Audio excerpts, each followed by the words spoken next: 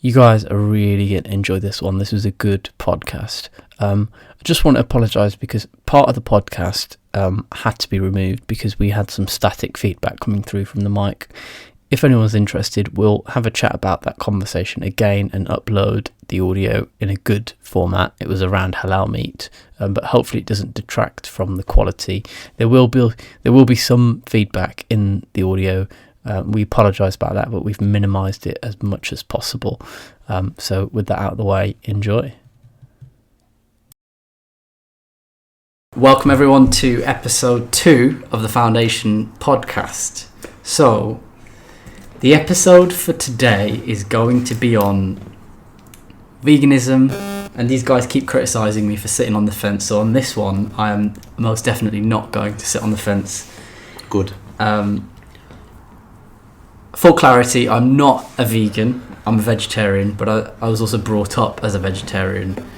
I just lived my life as normal, but over the last couple of years, I kind of spent time thinking about the way I live my life, whether or not I'm doing things because I was brought up to do them. Am I doing the right thing?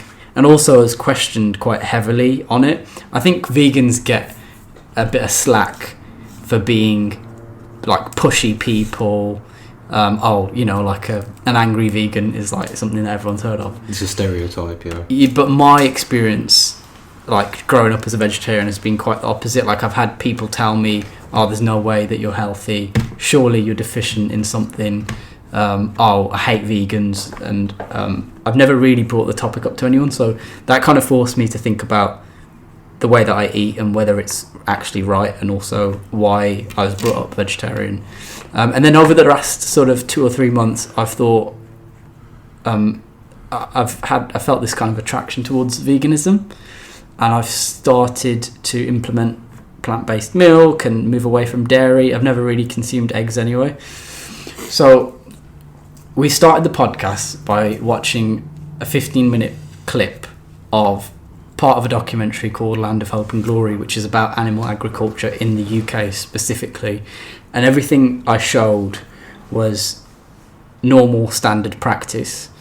There were like video clips in there where like some of the farmers were like bashing the animals off the head, or like stabbing them or kicking them. Well, the baby pigs, when they were smashing their heads, that's actually normal practice.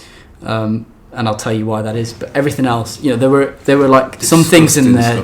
Like some things that weren't normal. Well, no, the grinder thing is normal. What I was trying to say is some of the stuff, a couple of the things in there aren't standard practice. But aside from that, everything else in there is according to RSPCA regulations, UK legislation regulations. It's all standard, normal practice, how farms operate. So anyway, on that basis, the question I want to ask you guys like what you thought about the video, and also after you've talked about what you think, the question I'd like to ask you is, how do you justify eating dead animals if that's where your food comes from? Well, I mean, you kind of asked me that question now, so I mean, what did you think about the video? What did I think about the video? We'll come on to that afterwards. I thought it was quite upsetting, if I'm being completely honest. I know you didn't want me to answer this question now, but it kind of ties into the fact that, I understand that this stuff went on. So, for context, grinding live chicks up in a meat grinder into pulp, they're alive, and you just see them being shoveled into these blades and getting chopped up and smashing the baby pigs' heads, and the way that cows' necks are just cut and they're hung there and left there to stunned. And it's just kind of. And me as a meat eater, I eat every type of meat. I don't really. Well, I don't really mind where it comes from. If I'm being completely honest, it's not a conscious choice that I make. If I go to a supermarket, I don't buy.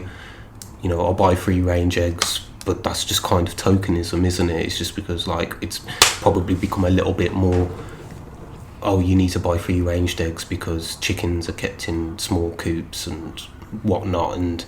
But I've never really made the effort to eat organic for example. I don't know whether that's any better than eating free range, but it's quite disturbing to see how these animals are treated, because at the end of the day, you know, a life is a life, and the suffering that I saw those animals go through, I mean, just my kind of, I knew this stuff happened, but it's kind of one of those things where it's out of sight, out of mind. When you go to a supermarket, everything's kind of, it's so distant from the reality. All you're disconnected from the process. You're desensitized from where it's actually come from. All I'll see is a chicken, like chicken thighs, or, you know, like a steak of beef. You know, you don't see the animal, do you? And you don't realise the story behind the suffering that where this has actually come from. Like, the animal who this has come from has suffered so much, and I'm just there taking part really in that suffering. And it's one of those uncomfortable things that I think we all do. We put things to the back of our mind. We're acutely aware that certain things go on, but because we don't see it in our day-to-day lives, it's kind of acceptable for us. I mean, I don't know how you feel on. Does that make sense to you, Gurj? It does. We'll come back to the question, because I want to push you on it a little bit, but I'll come back to it. So, Solly, what did you think about the footage? And if you want to answer the question. It was traumatizing, honestly. Like, I knew the stuff goes on, and I've seen similar videos of animals being mistreated, but it's just another reminder of how, I think you said earlier, Jay, capitalism kind of drives this whole consumerism. Yeah, consumerism, people. Oh. Yeah, and it is very difficult it's very easy to disconnect when you go to a shop and you see a nice seasoned, or whatever, if you season it yourself, like I do. But, you know, you'll see a nice packaged, nice label, whatever, you know, chicken, or, you know, you're just going to pick it up. You're not going to think about we see it as a product. You just see it as a product, as an item, as food. We don't see it as life. Yeah, and you just disconnect completely from it. And especially if you've ate meat your whole life, it's just normal, and you don't think about it at all. So yeah, that was kind of my thoughts on the video. It was really bad, and some of the stuff, it's like, why? You could just see the guys are clearly sadists, and they're just trying to it's almost like they enjoy just bashing. You have to be like some sort of psychopath to do that job. Yeah. You need to be. I don't know if you want me to get onto halal meat or not, or do you want me to come back to that later? I'll ask you first, and then I'll move on to Jay, and then we'll maybe dive into halal meat in a bit more detail afterwards, because my second question will lead on to it anyway. Yeah. So we'll talk about it in some detail. But so my question is, how do you justify taking the life of an animal that wants to live anyway? Now, your answer is going to be probably halal. Oh, me. Oh, okay. Or what is your so let me put my opinion forward first, and then you can answer it. Yeah. So I don't think that there is a valid justification. I think that you can have reasons, but I don't think there's a valid justification. And I was going to say this afterwards, but I'll say it now.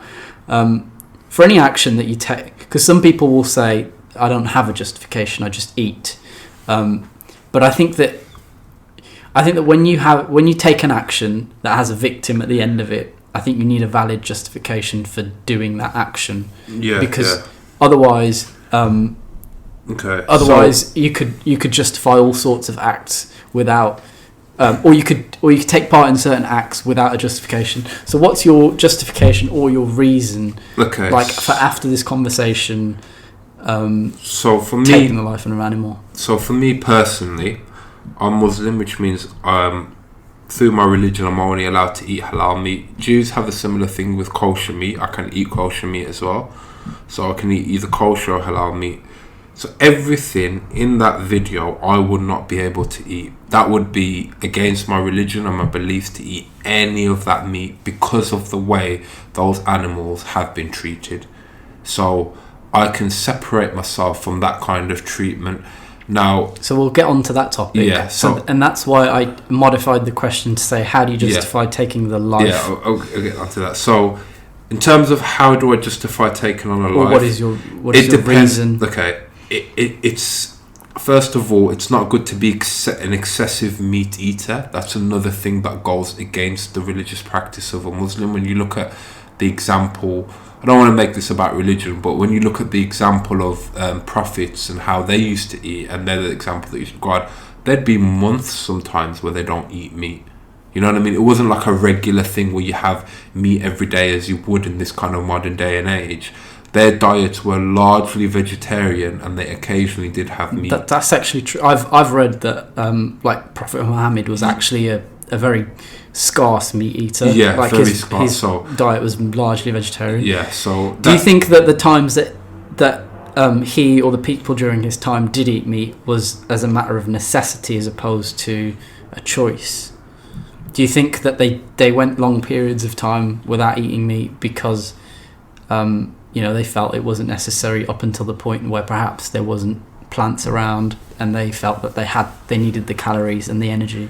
Yeah, it's difficult for me to comment on because I don't know the exact reasons why they ate meat. But okay, from a very ignorant kind of guessing perspective, yeah, it would almost seem to be one, necessity, and two, maybe in certain times where they had, I don't know, an excess of cattle or something, yeah, maybe they would, or like special occasions. Like there's part of the Eid, kind of, one of the Eids, there's two Eids, rituals is to kind of sacrifice an animal and donate that meat to charity. Now the whole way you sacrifice it is another way because there's a certain way to do it where the animal comes to no harm. But yeah, but that's a practice. But just to be clear, like Muslims aren't like obligatory meat eaters, and equally they're not. I don't think anyone is obligated. This day and age. Well, a lot of Christians will say God tells us that animals were put around to eat. But we'll get onto it. I think we're getting away from the question because I want Jay to answer it as well. Go to Jay. So did you have a reason that you felt that you could, or what was your justification for taking the life of an animal? I know you said that you would only eat halal meat, and so you wouldn't eat the meat that was on that video. Yeah. But then, what would be the reason that you would? Because you were going on to say that I think that meat shouldn't be eaten in excess. That's fine. But then, what on the occasions that you do? Because I'm sure you will. What's the reason? I know you don't think about this stuff. Yeah, but then what's the reason? Is it just purely I've been brought up? I've had my parents, whatever, cook meat. It's just been normal to eat meat. So that would be my justification of, it's probably quite ignorant. So but like I just culture? Because Lebanese food's quite meaty. Not always, but yeah, it can be. Could you put it down to culture, the reason? Culture, and I mean like, yeah, on the Jamaican side as well, obviously they love the meat, but as well they love fruit. And so it just depends, like, it's one of them where it's just what you know. Yeah. You know what I mean? It just comes down to, you just been brought up a certain way, you've ate certain foods, you're just used to it, so when you go shopping, when whatever, you just carry that tradition on of what you know. But I'd like to kind of separate the fact that I don't always put the religious practices that I probably should have, of being a scarce meat eater, like the Prophet was, that should be something that more Muslims should implement in their lives. Okay, and on the occasions that you don't, what's the reason? When I don't eat meat. No, when you do. Oh, when I do. When you flout that rule, is it? What's it's the normal? Like, it's normal, but like you tend to gravitate towards it, right? So is it a taste thing? Yeah, it's a taste. It's just you're used to it. Not necessarily just taste, because I know you can season health thing. Maybe it's also understanding. So, for example, when you go gym, you're taught chicken's good protein, meat's good protein. I know there are vegetables that have really good protein, but you're not taught that through your typical meat eating upbringing. You're not taught about all the alternatives. It's not always visible to you. Yeah. So it's just what you're used to, what you know, and what you understand from a position of ignorance. Because you've not looked at all the alternatives in enough detail to have kind of a good alternative. But yeah. Okay, Jay? State the question again, sorry. What is your moral justification for taking the life of an animal that wants to live? Or, I think an easier question would be, what's your reason for eating meat? No, I think the two are completely separate because, like Sally, I've always eaten meat, so which is why I continue to eat meat. Yeah. It's just something that I've always done. When you're a child and when you've eaten meat in a household, you don't question these things. So that's the reason. My reasons are the same with you. Taste. I like eating meat. It's just common practice. I've done it more or less every single day of my life, so I've continued to do it. But those may be my reasons, but that's not a justification. I think the two are completely separate. Yeah. And if I'm being completely honest with myself, I don't have a justification for taking the life of an animal. Yeah. I don't. And I don't think they're really... I think in certain circumstances, for example, if you are starving in the world and there is nothing else for you to eat, and then there's a goat, I think that would be a justification for you to take the life of that goat to eat it.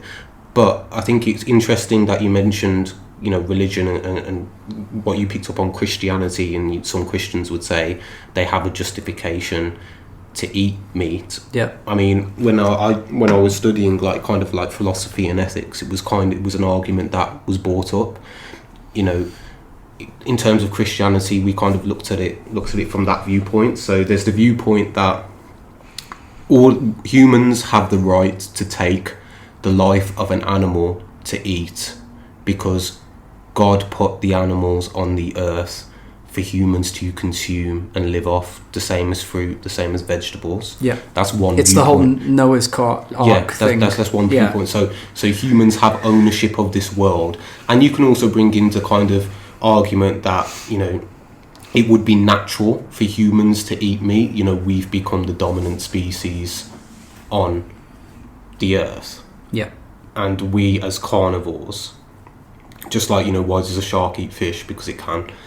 It is it's earned that right through evolution, if you believe in evolution, that's another story, but it is the dominant species, and that's how it asserts its dominance over others. Yep.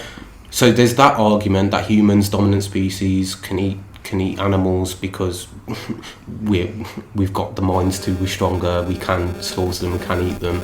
And then there's obviously, in terms of Christianity, that religious kind of argument that humans have been given ownership by God of these creatures, so we can do with them what we want. However, there was also another viewpoint that humans haven't been given ownership of these animals by God. They've been given the duty of stewardship. They've been given these animals to look after. And if we're taking it back to Christianity, it's the dominionship versus stewardship argument. Sure. Exactly. Sure.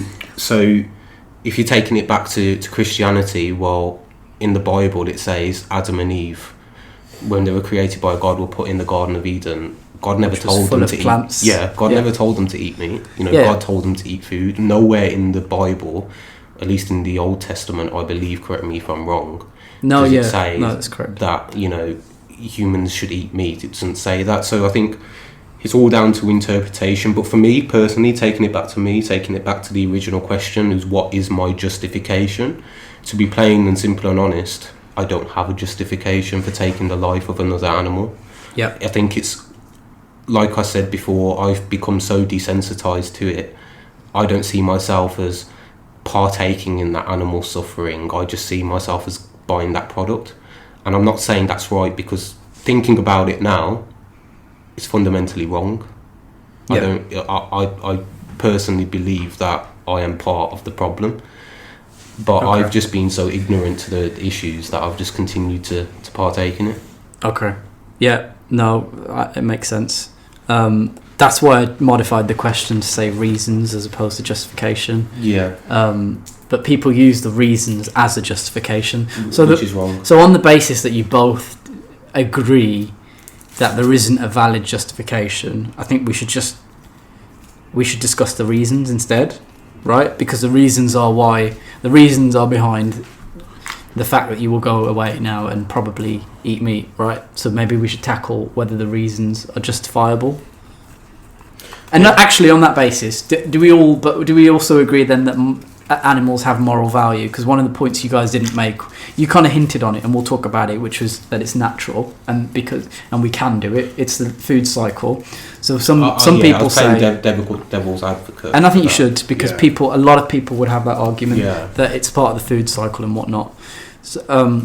So like, do we all agree that animals have moral value? Because some people think What do you mean by moral value? Moral value in that we should value the life of an animal, because some people, because a lot of people argue that there are various reasons that animals are less worthy of life than humans, and they come up with different arguments for that. And I was hoping you'd say that, so that we could discuss it a little bit. Well, let's discuss it. I mean, I'm not saying that it, but I personally think that every animal is like kind of a creation of God, and it should be treated with respect, love, and only to be used. Well, when it is used or eaten, or you've took milk, it should be done properly with respect, with pain-free kind of ways, and but we can get onto that kind of later. But I don't agree that animals can just be treated as anything. I personally I think I think. Yeah, go on. Sorry, finish. No, I was saying because I of course, animals do have moral value. Like I said, at the end of the day, they're alive, they're living, they can breathe, they can feel, they can think. They're sentient, they have a consciousness, they feel pain. Just because it's they have a desire to live, they make babies, they have an attachment to their babies. Exactly, so of course animals... Is there anything that you can think of that might give them less value? The only in terms of what you said, consciousness and stuff, I do think that they don't have the ability that we have. We are kind of a level above in terms of consciousness. Like, we can build, we can communicate in ways they can't. I'm not saying they can't communicate. That's not really consciousness, though, is it? That's intelligence. Yeah. Consciousness is something different. Consciousness is an ability to subjectively experience reality. No, but as in, like... What is consciousness? Okay, but like, as in, an animal would think, eat, go toilet. So they're simple, so they don't have intelligence. It's very like, it's very basic kind of... So define that trait then. It's needs. A consciousness would be like, okay, as an animal, okay, for example... Consciousness is simply the ability to experience reality. Yeah. What's that trait that you're saying about being able to build... How would you define it? That differentiating factor that gives us more value? The differentiating factor is... Try and put a word to it. It's difficult to put an exact word to it, but I'll try and describe what I mean. Humans have an amazing ability to coordinate, use tools, we have houses, we have tools, we have cars, we have like... Animals will never be on that level. They are on a complete... They just have basic needs in terms of they just want to eat, they want to go to the toilet, they want to reproduce, they want to raise their young, and that's about it. Okay, let me make a point. In terms of their needs, of course, they build environments and houses, and ants can have like complex whatever, and some like beavers can build whatever. Like, I get all that, but their needs are very, very, very basic compared to us. I know you want to interrupt, but let me just make my point. I think you're going to say the same thing. So you didn't want to put a word to it, right? You didn't want to define it, and I think I want to define it, and if you disagree, then tell me. Okay. But I would call it... I'd probably call it intelligence. I'd say intelligence is the thing that you're talking about. Or even if we don't... Okay, let's not call it intelligence. Yeah. Okay, let's just talk about the specific factors. So being simple, not having simple desires, not being able to contribute to society, those kind of things, right? Advancing humankind. Like these... No, but those are the kind of... I'm summarising what you just said. Yeah, but there are examples... Like, I wouldn't say not being able to contribute to society. So, like, what bees, are the points? For example, have very complex societies, and they all have roles, and they all contribute. I'm just trying to summarise your points. Society. Okay, I'll make my point. Yeah. Okay, go on. The point I'm going to make is the qualities that you just mentioned. You can transfer them to different settings.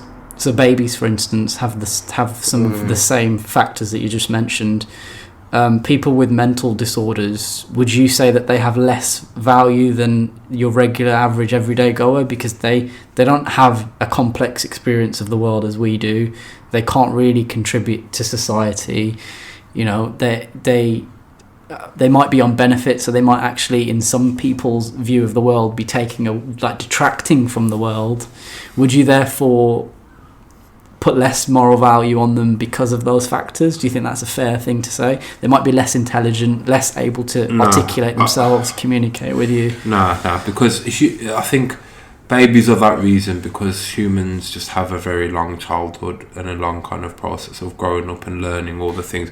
What I'm trying to say is like, okay, we know why babies are like that. Yeah, but his point is that. Yeah, let me just finish this. Sorry. So I think animal behavior is like driven by distinct kind of natural laws of survival. Humans are as well. Yeah, yes, but human life is more important in a sense, or valuable in a sense, because we reason in a different way. We act with intelligence, like you said, that is part of it, but there's also like justice and compassion and a lot of other kind of factors that animals necessarily do not have the capacity to think in that way. The point I'm trying to make is there are humans that lack those qualities that you just mentioned. Would you therefore place less moral value on them? No, I wouldn't, because the human... Because your argument needs consistency. But the human... those humans are capable of that. They just have not... They just have not... Maybe it's a natural deficiency in their brain. They've just not learned or been taught or had the right... I fundamentally disagree with you there. So, for example, my cousin, she's severely disabled. She's severely disabled, she had epileptic fits when she was younger. She can't do any of those things, and she doesn't have the ability to learn any of those things. So what you're saying there isn't true, Sali. Yeah, but there's a scale on epilepsy, and not when we're talking about disabilities. Animals do have disabilities. Let me just point that out. And then some animals will obviously have less of the survival instincts of what I just mentioned. And yes, some humans are disabled. That doesn't make them less valuable or anything like that. But I wouldn't go as far to say as a disabled human has the same place as an animal. We're not saying that. So you could completely. What he was saying is what you described before as the reasons. He's saying that there are humans out there that also fit that definition. So are they less valuable? That's what he's trying to get to the point. I'm not interpreting you wrong, am I, George? Okay, it's not my place to say if they're less valuable. Maybe they contribute less to society. Maybe they are less valuable in certain things that they may do or are capable of. So they have but as a human, I would still treat them with that same level of humanity, and I would not judge them. So are you saying because they're human? It's because. So you're saying it's because they're human. Yeah. Yeah. So it's because they. So even though they have the same limitations as you was put it as animals, they're still higher than animals just because they're human. So your argument isn't the fact that they can't contribute to society and they can't do this and do that. It's because they're human. Right.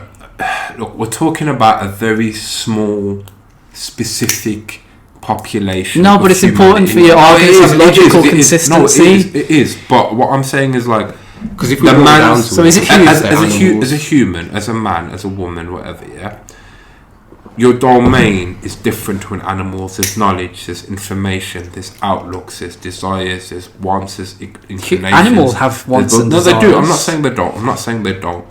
Their brains are capable of building, constructing, using tools. There's very few animals that use tools, and their tools are very basic. They will never ever be on our level. In terms of intelligence, like you said, yes, that is a huge part of it.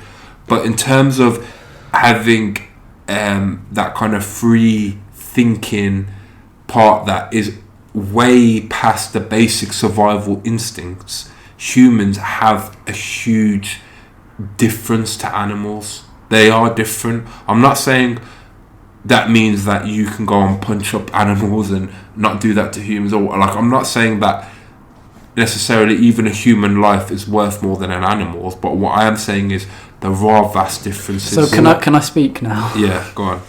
You can. Yeah. So I think I'm just going to back up what you were saying. We're not saying that you believe that, but what we're saying is your argument for your argument before isn't consistent with what you're saying now. Yeah, all I'm what do you asking you mean? to do, the point I'm trying to make How is is it? there are humans that lack the same qualities that you just mentioned. So therefore, the logic that you use should also be applicable to those humans that lack those qualities. Yeah, so but what I'm there's asking animals that is, lack the animal qualities. So your logic needs to be consistent as well, because there are certain animals. I'm not saying that- I'm not putting forward the argument though that they have less moral value. I'm saying if you have what my main argument is, if you're sentient, if you have a consciousness, if you have an ability to have a subjective experience, if you can experience love, if you can experience pain, if you can have love and experience reality, then you have equal moral value in terms of life compared to any other being. And that doesn't mean that they're on the same level. All I'm asking you to do is agree that their life has more moral value than any of these points that we mentioned, which was it being natural, the taste, the culture. So for instance, if it's taste, all I'm asking you to do is agree that that animal's life has more moral value than sensory pleasure, so your taste. If you disagree with that, we can talk about it. But so would you agree that the life of that animal has more value than sensory pleasure?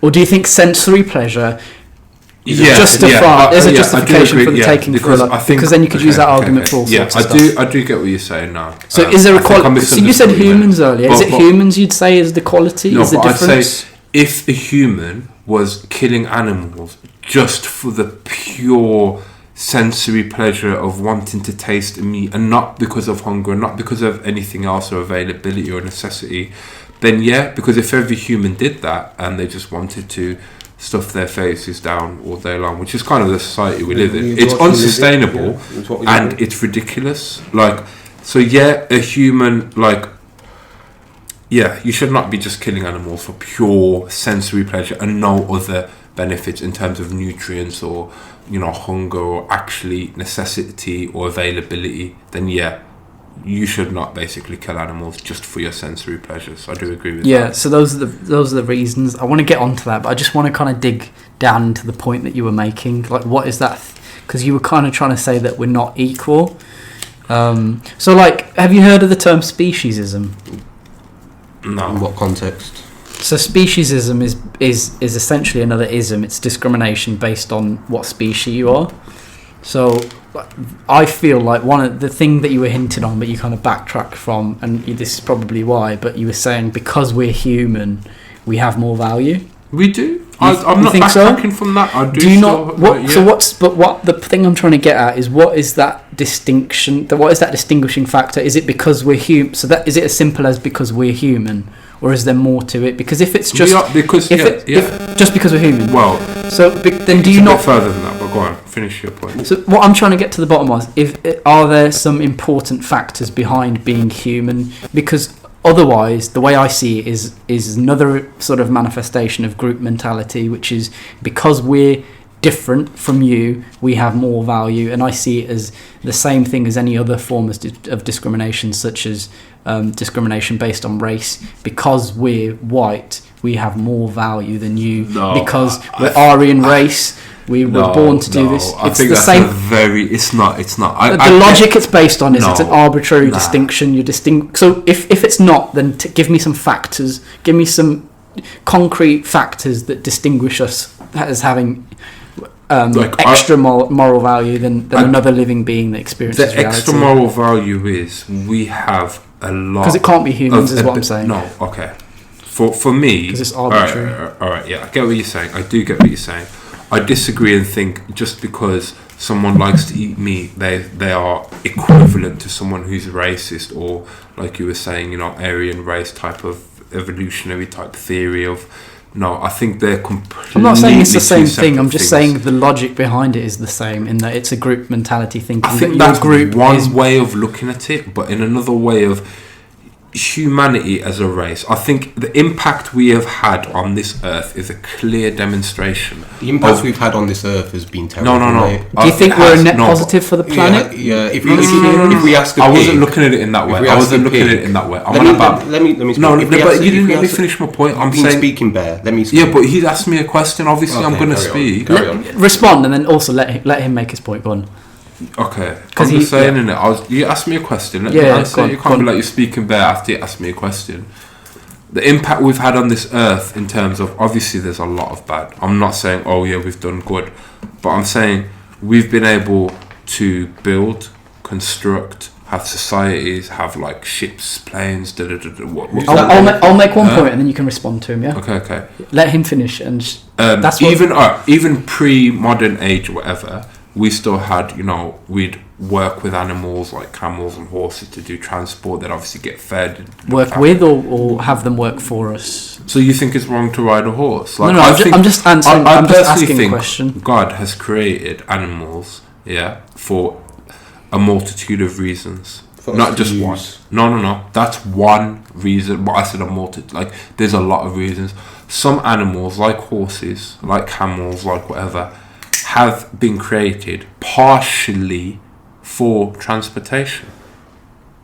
And some animals, like cows, whatever, I know, we drink their milk, whatever, but there's different milks and whatnot. But yeah, that's fine. Cattle, like, it works very well. We have a nice kind of symbiotic relationship with animals. I think the cows would beg to differ. But anyway, this is your belief, right? Huh? This is your belief, as opposed to what your moral justification is.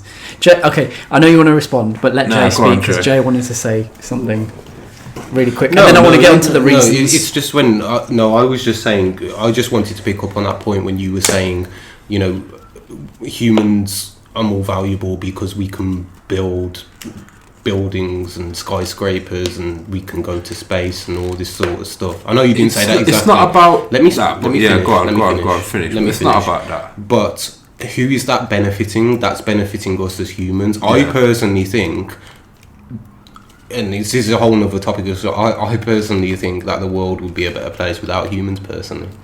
I know that's quite an extreme. Let me speak, man.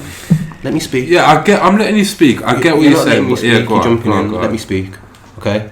I get your point, but go on. Okay. Stop interrupting me then. Come on, then make your point. I would if you stopped chatting.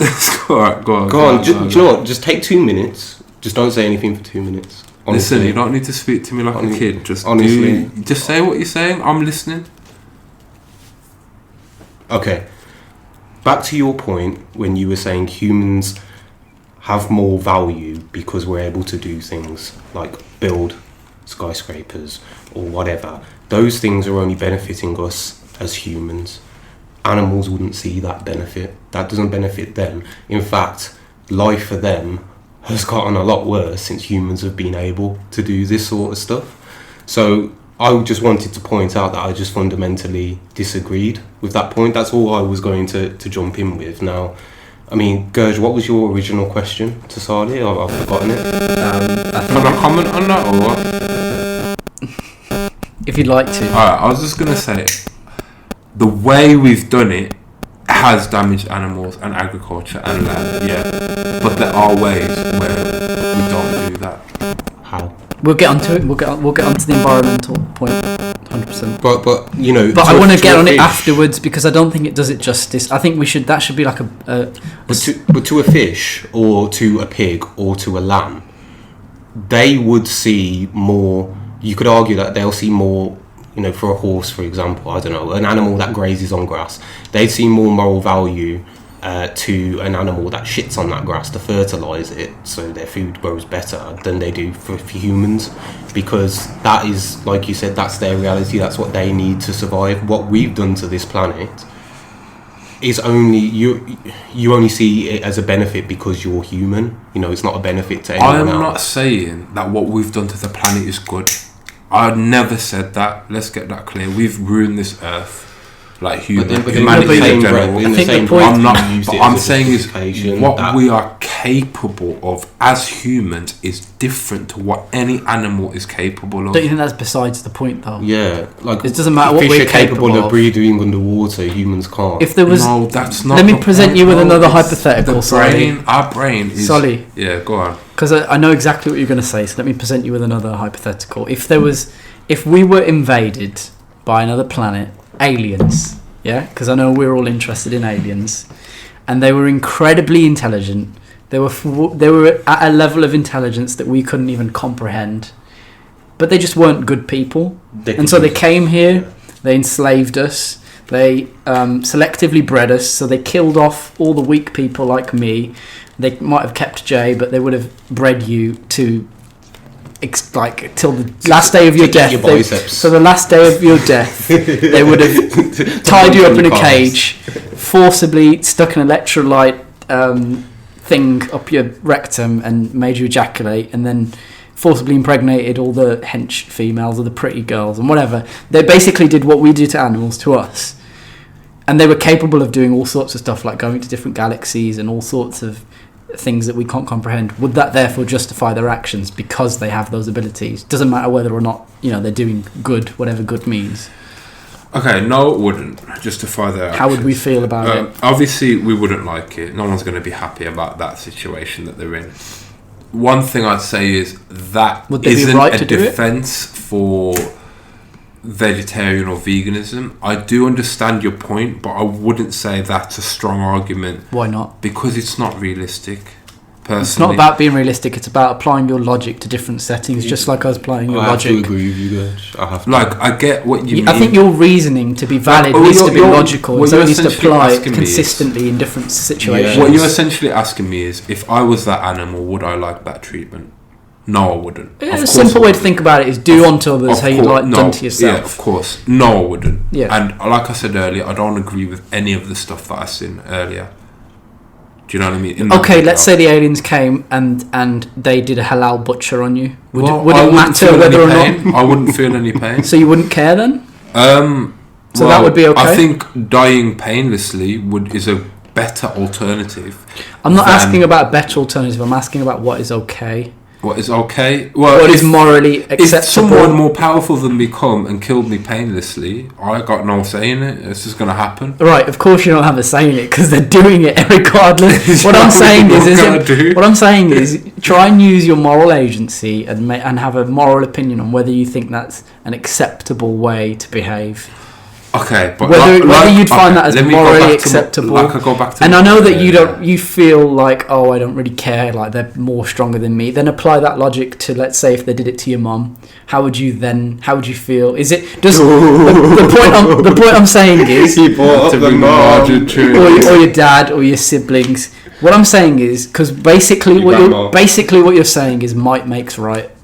Huh? Basically what you're saying is might makes right. No, just because you can do something, that makes it okay. What I'm saying is, as humans, we have a symbiotic relationship with this earth and animals. We've ruined that. We've abused it. Humans have gone too far. Capitalism has created some crazy things that should have never happened. There are a lot of problems with how we treat animals and what we do, etc., etc., etc.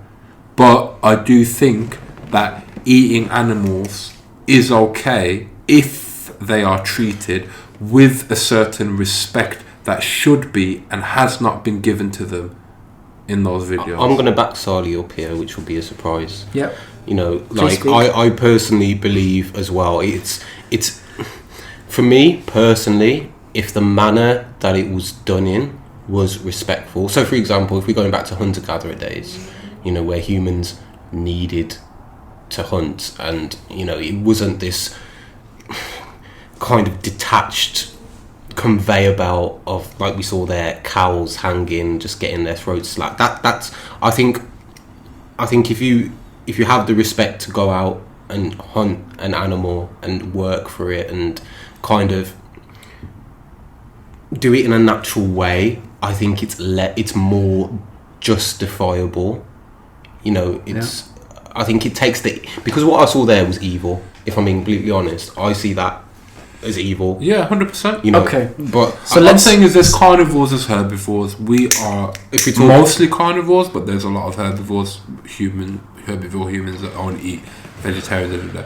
What I'm saying is you can't tell a lion not to eat a deer, or you can't tell a dog I'm not telling a lion to not eat a deer. Exactly. I'm telling you, silently. My point is, why can't you tell a lion not to eat a deer? Because first of all, Go on. can I speak? Yeah. First of all, they're obligatory carnivores. So if you gave it soybeans, the lion couldn't eat soybeans. That's my first point.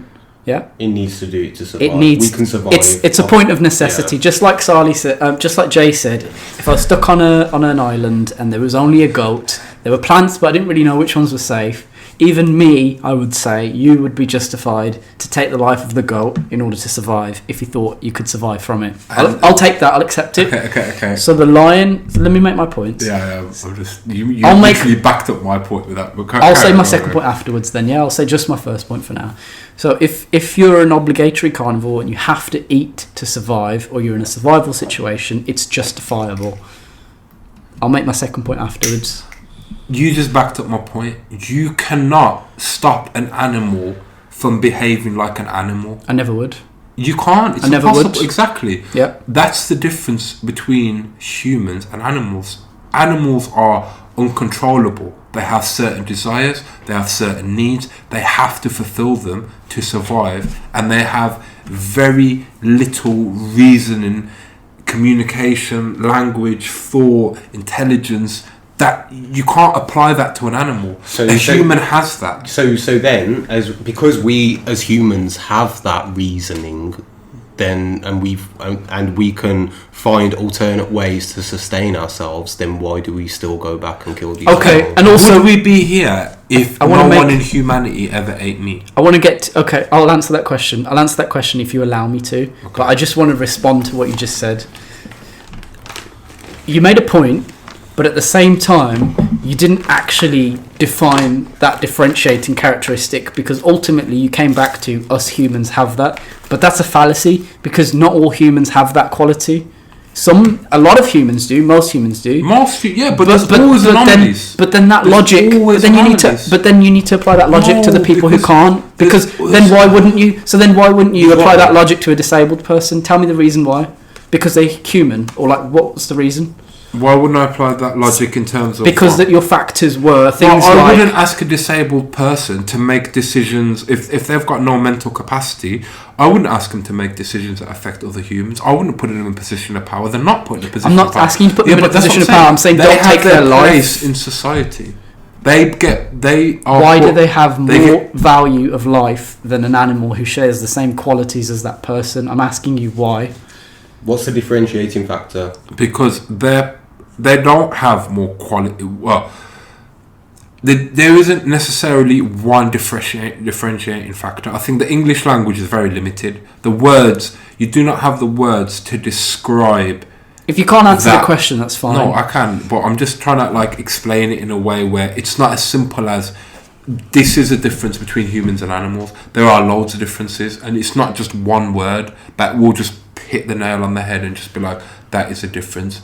There's a range of differences, and they all add up. Let's move. Unless you want to make a point, because I understand what you're getting at. But I also want to, your logic isn't consistent. So, I eat meat. I'm not. I'm not in a position. But what I'm saying, if we're coming from it from a purely logical point of view, I also want to understand your reasoning, because if you're saying that. Because humans have these qualities that they're able to, do things that animals can't, essentially. But what about those humans that can't do those things? Then, there are always anomalies. Okay, but your logic needs to be consistent. I want to move on from the topic. I want to move on, and those because there's more points we need to talk about. Okay. This is what I'm going to posit that I think is going on. I think that we don't have a justification, and I think that I know you think that there isn't a word in the English language that is the differentiating factor, but what I think is there isn't one, and I think we've created this arbitrary distinction between humans and animals. Okay. I'm not saying we're equal. I'd politely disagree, but yeah, that's fine. We can move on. That's fine. I'm not saying we're equal, though. Yeah. I'm not saying we are equal. All I'm saying is that they have more moral value than taste buds or whatever. One of the other reasons that we went to that I want to move on to. Okay. So I'm just saying that I'm saying that speciesism. I'm saying we're creating the same sort of distinctions that we did with racism and all sorts of stuff. We do it because we have the power to. Because we can. And Yeah. just because you can do something doesn't mean you That's essentially the reason. Yeah. That is the central Modern reason. day, yeah. Do you it shouldn't think be, because but you yeah. can do be. something you should? No. No. Yeah. Okay. So I wanted to go into the reasons rather because we said there's reasons as opposed to justifications. But before we do that, I just wanted to touch on the lion point because you kept pushing on it, right? Because I said there was 2 reasons. Okay. So you were like, oh, you wouldn't go and tell a lion to not eat the whatever you said, right? Yeah. I mean, I want to make a couple of points on it, but first of all, because you also said that there's been situations we possibly may not have made it to this point without eating animals. I don't know if we can say We can't say that for certain, but even if we just accept what he's saying for now, yeah? We don't have to, but even if we just accept it. We'll first of all, I said that... Impossible, come on. Come on. Let's just accept it, yeah? Yeah. There are also situations in our... First of all, I said that necessity was okay, so I'm not saying... Because So I think if it got us to where we are, then fair enough. Okay. I accept that, to be fair, because I wouldn't have existed otherwise. Yeah. But there are also other things that we've done in society that have got us to this point that perhaps we shouldn't continue to do. For instance, I know there are multiple occasions in history where tribes have raped that have led us to breed and exist in times where perhaps as humans we wouldn't have continued to survive. There are situations where we have murdered leaders, for instance, corrupt leaders, in order to survive and continue as humanity. All my point is, you can agree or disagree, my point is that we've done things in the past that doesn't necessarily mean that we should continue to do them, or that justifies I completely agree with the fact that... One more point. Yeah. Okay, go on, make your point. One more point, because it's connected, I'm just going to make it and then yeah. It's connected because what I'm saying is, you were going to say you wouldn't... The other point was, you wouldn't... Would you go and tell the lion not to kill the whatever animal you mentioned? And I'm just saying, all I want to ask you is, are you basing your moral framework on a lion's?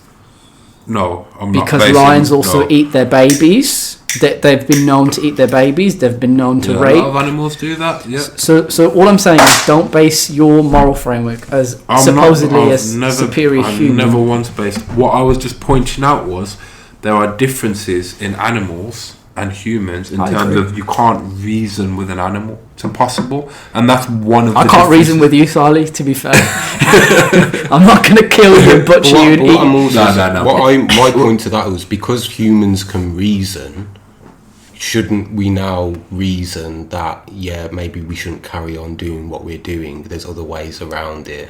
I definitely think there are other ways, and I'm in complete agreement where we do need to kind of revise and have a look at other ways of sustaining and carry on humanity, because this is not sustainable. So I do completely agree with you, and if that means a largely vegetarian or all vegetarian diet, I'd probably support that. All I'm worried about what you're saying is, I don't want that. I will touch on it. I promise we'll touch on environment, but I don't want that reasoning to be because we're going to destroy the earth. I want the reasoning to... Because that still goes back to a reason to protect our own self-interest. Yeah, exactly. Also...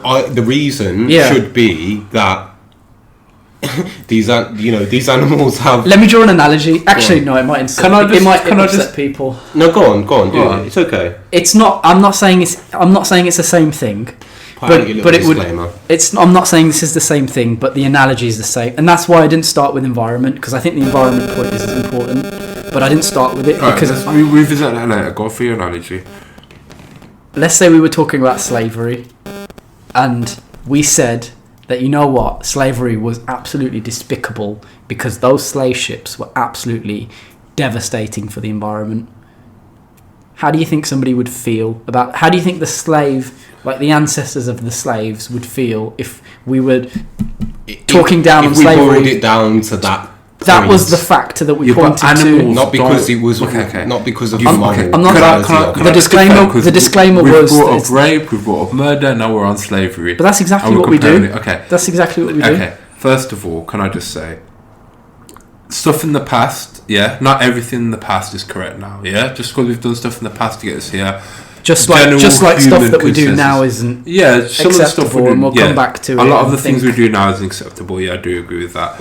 But what my argument is there are fundamental differences between humans and animals. I'm still waiting to hear that differentiating The factor. differentiating factor is what I've mentioned. It's There are intelligence, but you multiple- don't want to say it. There is intelligence. I never denied that, but I also said there are other things. Like what? Well, intelligence is a very broad term to begin with. And it's not just intelligence. It's not just... Stop deflecting it, and then we're not going to have a conversation about intelligence. I do want to move on. Intelligence, what are the other factors? Can I just... listen. Okay. I'll let you finish, but I do want to move on because we're not going to get anywhere. But go on. It's the level of consciousness we have. We do not just have bare bone, just survival instincts. That's not just intelligence. You can't just. How are put you that defining down. your level of consciousness? Because that might be how you feel. We can certainly measure consciousness in contemplate, animals. to reflect, to read, to write. These are things that aren't measurable. It's your belief. We can though read and write and look, think and like. I'm not like animals will never be able to do that. They can't. So read and write is the quality. So it's part of the quality, but it's not the whole quality. Nothing is the whole. There are there's so much. The point I'm trying to make is differences. there are plenty of you can find them anywhere. There are plenty of humans out there that lack all the qualities that you just mentioned. Not men, no. Alright, minority. Let's be specific. It doesn't matter if it's a minority. Even if there's one. A lot of the world are illiterate. Let's put that out there. There's a My lot parents of people are in this illiterate. world that I mean, can't you read know. and write. You know, so Yeah. I know you're saying there's a multitude of factors, but what we're saying is that you still haven't told us that differentiating factor.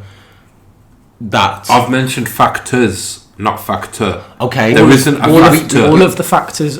all the factors you've mentioned are transferable to humans. So a lack What of do you mean being a lack transferable? of intelligence. There are a lack humans that of- exist that lack all the qualities that that you just mentioned. you've just mentioned. So why are we not killing and eating them? If your argument is going to be logical, then it should also apply to them. No, but Otherwise they it's have not- different. Otherwise it's no, true. but they have different kind of. Like, look at Otherwise, you're Stephen, just saying- Stephen Hawking, for example. Yeah, he would have lacked what we've just been talking about, but his intelligence was on a different level, and we were able to build. So a how do you machine. measure? Why Yeah, do we you was measure able that factor? to build a machine that could kind of essentially read what his brain was saying, and through very specific whatever. I don't know the ins and outs in it, but like. There are humans that lack certain things, yes, that are disabled. Like there's autistic people that are really clever, like stupid geniuses. Does it make sense? Well, but you get what I mean. autism's different, Do you know what I mean? But I'm just saying, not every disability is necessarily a disadvantage. There are humans that are like maybe in vegetated states that kind of basically have no output per se, but they still have a humanity kind of consciousness, and we don't know So what it's goes humanity. on within them. So It is humanity. It's our species. He's making his own points. Yeah. So we don't know what. Sorry. Go finish him. I'm just saying we don't know, or we can't measure the human brain in all its capacity, and it's completely and far superior to any animal brain, and that's just a fact. It's different. You mean? No, superior In what way? in every way. In which way? All right, you look at the smartest animal, the smartest human. There's no competition. So dolphins, for example, they can do so many things. They're incredibly intelligent. They can, use sonar. They have different. The people use this logic for fish because, like you're saying, they have a different nervous system. They have a different brain, but it doesn't necessarily make it less complex or less important or make them less intelligent. Do they have the ability different. to make structure, to create sustainable food? Do they have Many the humans ability don't. to create a communication structure that we have? No, but as a race, we can. As a race, dolphins will never be able to. Is So what I'm it's- saying. As a race, I'm not looking at individual humans.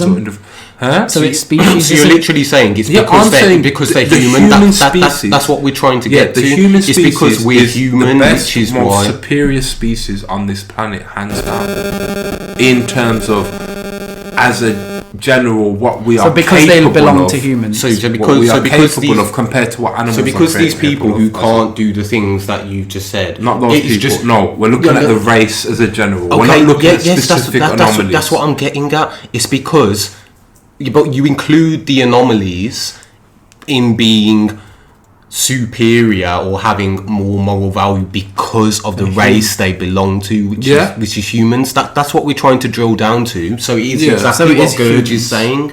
It's speciesism. It's because it's not because we can't do this. The individual themselves can't do this, and this. It's because they're human. So by nature, it's an arbitrary distinction. It's simply it's because human. they're human, and so it doesn't matter what qualities they show. It's because they're human. And so my point is that's just a different form of discrimination. But anyway, I want to move on because we might get stuck on this for a while. Let's move on. And we're an hour in. Yeah. Do you want to talk about some of the reasons that you mentioned, and then we'll come on to environment and health? So what Let me reasons touch should we on mention for a second? My justification as well. Like, I think kosher and halal meat. Can we just visit that for a minute? We'll spend a little bit of time on it. Can we visit it afterwards? Let's just do one. You do your reasonings, then, and I'll do mine. Goes what exactly? I wrote down 4. So I think for me, anyway, I just said to you at the start, there's no justification for it. I completely accept that. So. The reasons that I do it, is because it's habit, isn't it? It's basically habit, and like I said, you're desensitized to it. It's out of sight, out of mind. You see it as a product. You don't see it as a life. There is no justification. And are the reasons good enough? Reflecting on it, no, they're not good enough. So really, I shouldn't be doing it. Am I still going to continue to eat meat after this conversation? 95% certain that I will. And if you're asking me for a justification whether those reasons are valid, they're not. But then it goes back to, do you think that makes you a hypocrite then? 100%. I was just about to ask that. 100%. I'm hypocritical. 100%. I can accept that. Because when we're talking about when we break it down logically like this, I can see, to me anyway, what I'm doing is wrong. So what are the consequences of that? Then I want to get down. Think? What are the consequences of that? Consequences of us even having this discussion is I might be a bit more self-aware. I'm going to be aware of these issues. It's just whether this conversation and me being aware that this is how these animals are treated is going to be strong enough to break a habit that I've had for 24 years of my life. Yeah. Do you understand where I'm coming from? Like, I can completely accept that I'm probably going to eat meat tomorrow and be a hypocrite, but I can still acknowledge that fact and still acknowledge that I'm in the wrong. I don't have to be right. Do you understand what I'm saying? Not really.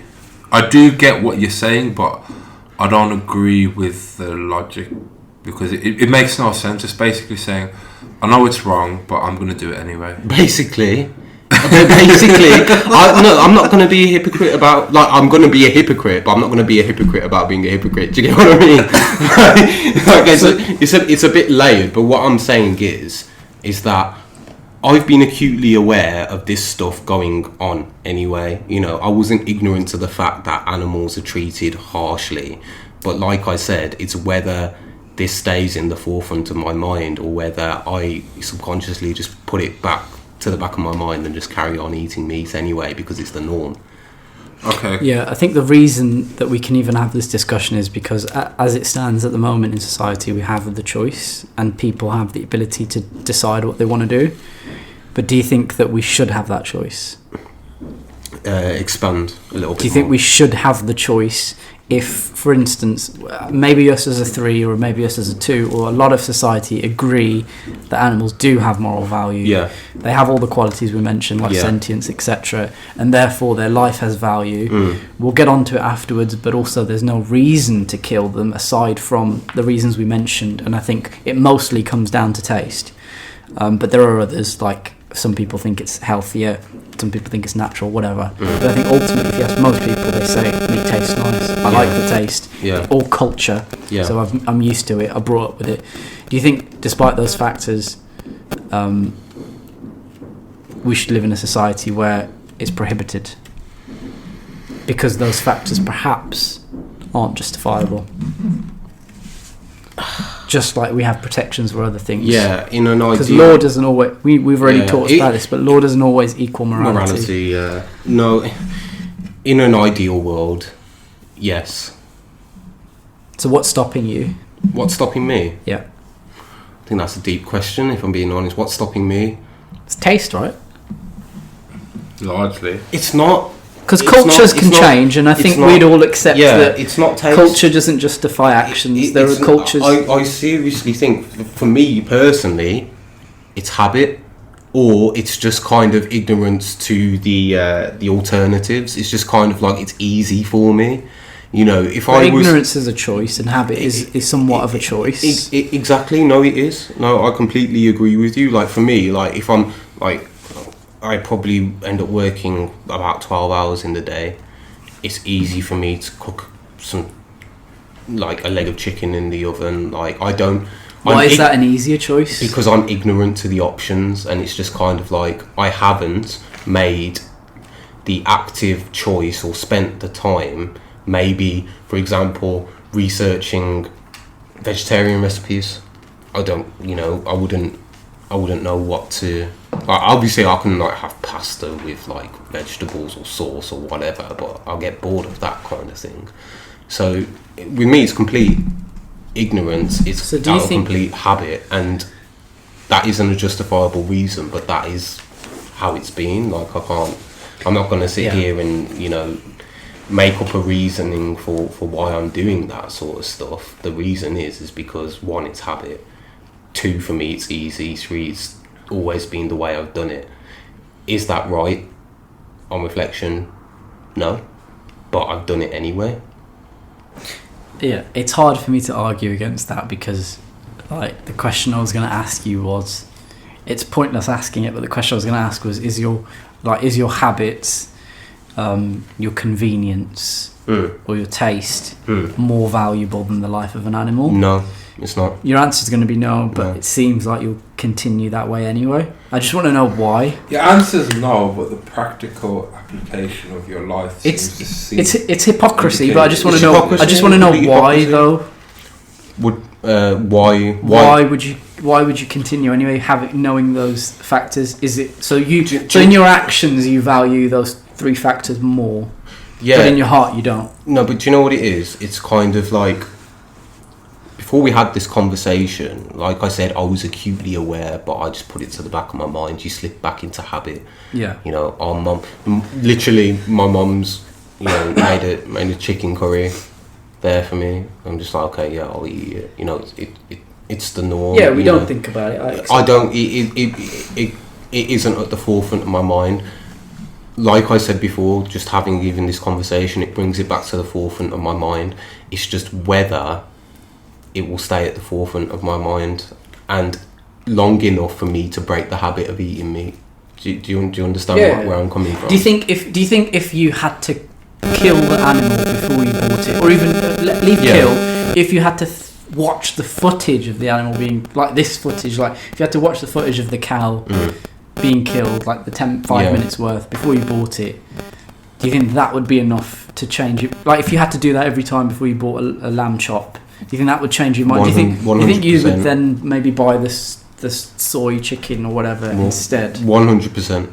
So it's because we're disconnected from the process? It is literally because I'm disconnected from the process. Honestly, if I had to do it, myself, or what, like I said, I think doing it yourself is a different question, different kind of conversation for me personally. But if I had to watch that video, but you do agree that by the law of... If I had a connection with that animal... Well, I wanted to talk about pets, but you guys don't have pets. No, you wouldn't do it to a dog.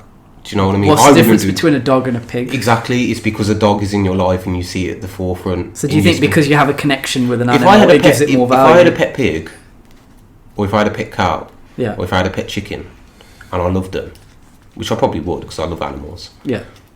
You love them, yeah. I wouldn't eat them. No way.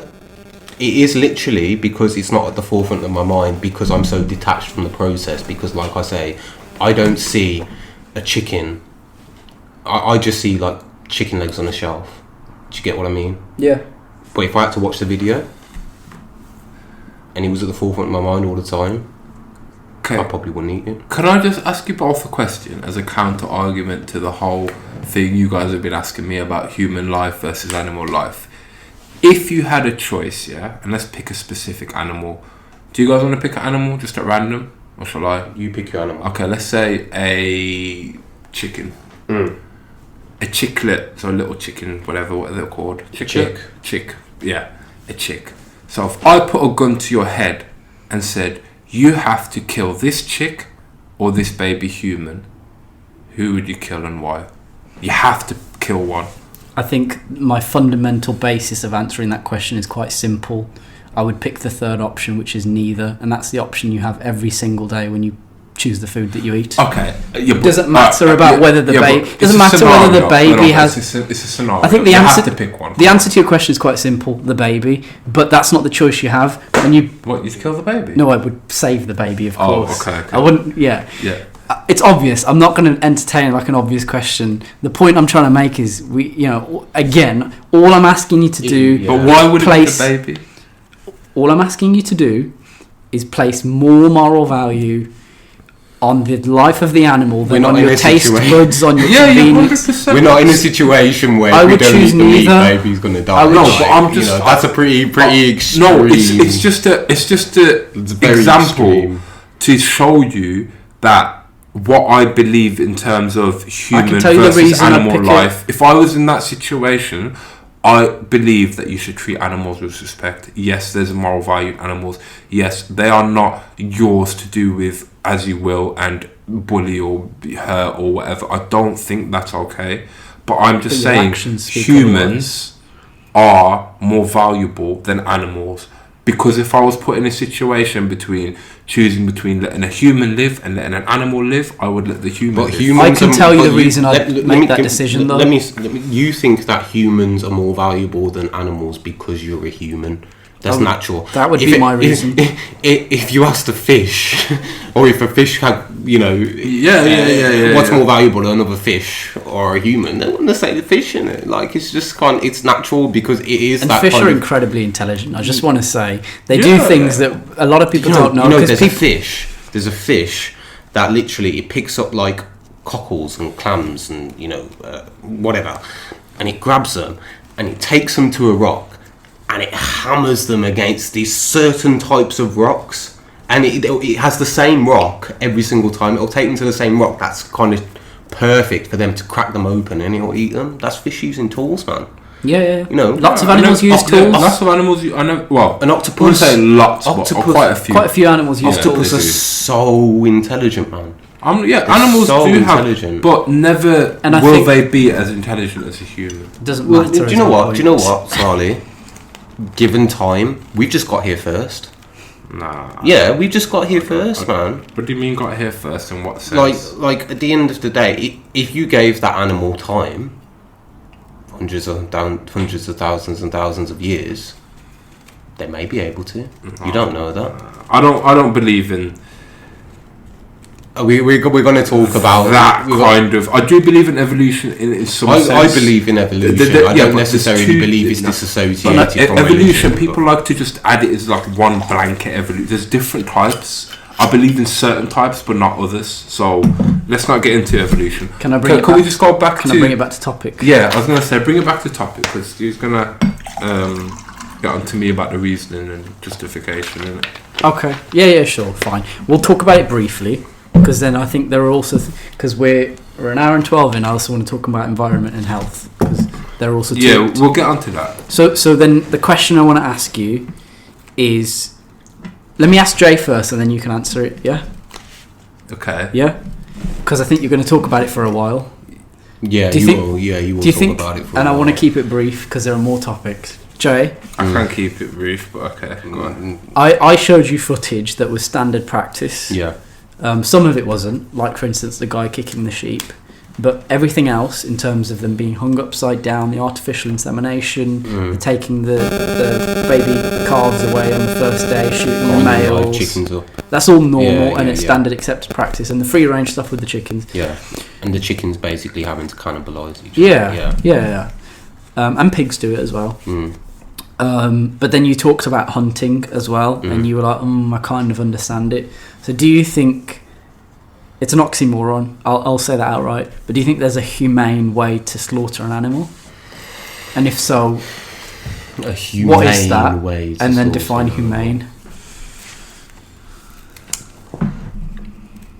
You've acknowledged it, but there's no, like, by definition, there is no humane way to slaughter an animal. I think what you're saying is there a way to kill an animal that is more... that has more morality than the stuff that we viewed, for example. I would accept that there are ways that are, I wouldn't call them more humane. I would say maybe less gruesome. But I'm just asking if there's because some people want to eat meat and they will say, for instance, hunting is okay, it's humane. I'll define humane. I don't think in this society it is. I don't think there's a difference when you have an option. Personally. Yeah. I think if we're going back to, I just think again, I think it just goes back to how society is now. Like, there's such a kind of this consumerism drives this practice that. I don't think it's just consumerism. I think it's also the only way to do it. So, like, people like to imagine that they're eating grass-fed beef and that it's sustainable. But the truth is, the reason we do all that stuff is because there's no other way to feed billions of people animals than to do that. And there's a lot of background stuff to that. For instance, well, what are we feeding the animals? We're feeding them crops, and we'll get to that. The reason we need to feed... we don't necessarily need to feed billions of people animals, do we? It goes back to, we don't need it to survive. It's just because we built a system where people have money to be able to, because people call veganism like the privilege, don't they? But if you actually think about it, it's privileged because it's put to sustain that sort of diet. Yeah, could be perceived as, but meat's expensive as well. But if you account for all the crops that are fed to the animal, the environmental impact, the life taken away, then the privilege is eating the animal. But anyway, Sally wants to answer the question. So would you say there isn't a humane way to slaughter an animal that wants to live? I accept there are situations where... By the definition of humane, no. Okay. Sally, I think there's more... Would you agree or disagree? And what do you think there is? I think there's good ways to slaughter an animal, so obviously... I believe there's good ways, but he's asking if it's humane. It depends on your definition and your connotations of humane. The definition of humanity is displaying or showing compassion or benevolence. Yeah, okay. So do you think you can show compassion or benevolence in killing an animal that you don't need to kill? Can I just say... There's an alternative, and also the animal wants to live. Can I just say... That was amazing, because you didn't even read that out of a dictionary and you actually automatically knew this. I read it like 4 days ago, so it's fine. That's cool. I'm reading a book, by the way, if anyone wants to read it.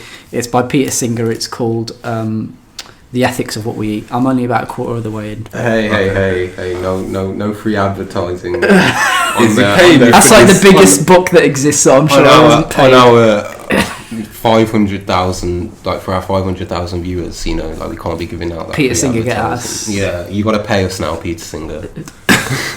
Nah, but for real, there is. So going back to the religion, there is a humane way, showing love, compassion, which is the halal slaughtering method or the kosher slaughtering method. I'll talk about the halal because I know that, and I'll keep it brief because I know we have a lot of topics to cover. But essentially, with a lot of people confuse what halal meat is, and I just want to kind of clear that up and explain. So, I have an understanding, but I don't know if it's correct. Okay, it's meat where they've had black magic put on it, innit? No, don't be stupid. I'm taking the piss. I'm taking the piss, by the way. I think they know. So halal meat is essentially, first of all, the animal has been treated with care through its kind of life. There's no abuse, there's no pain it's ever felt, in terms of you can't cage it up, you can't put it in all these uncomfortable, unnatural circumstances for that animal. So if it's like a cow, it has to kind of, you know, live on a field, be free. You can't just lock it up in a cage and whatever, and like that would just be the opposite of halal. Okay, that's the first thing. So in treatment of its upbringing. Second, I think you can't really, you know, juice it up with chemicals and steroids and all that kind of stuff that you see now with a lot of animals. And the actual kind of execution of the animal, first is a little prayer that's said. Second, the animal can't see another animal be executed. So you can't have a cow watching another cow get executed and this next in line. It has to be completely separate, devoid of any emotional trauma, if you want to call it that, before it is killed.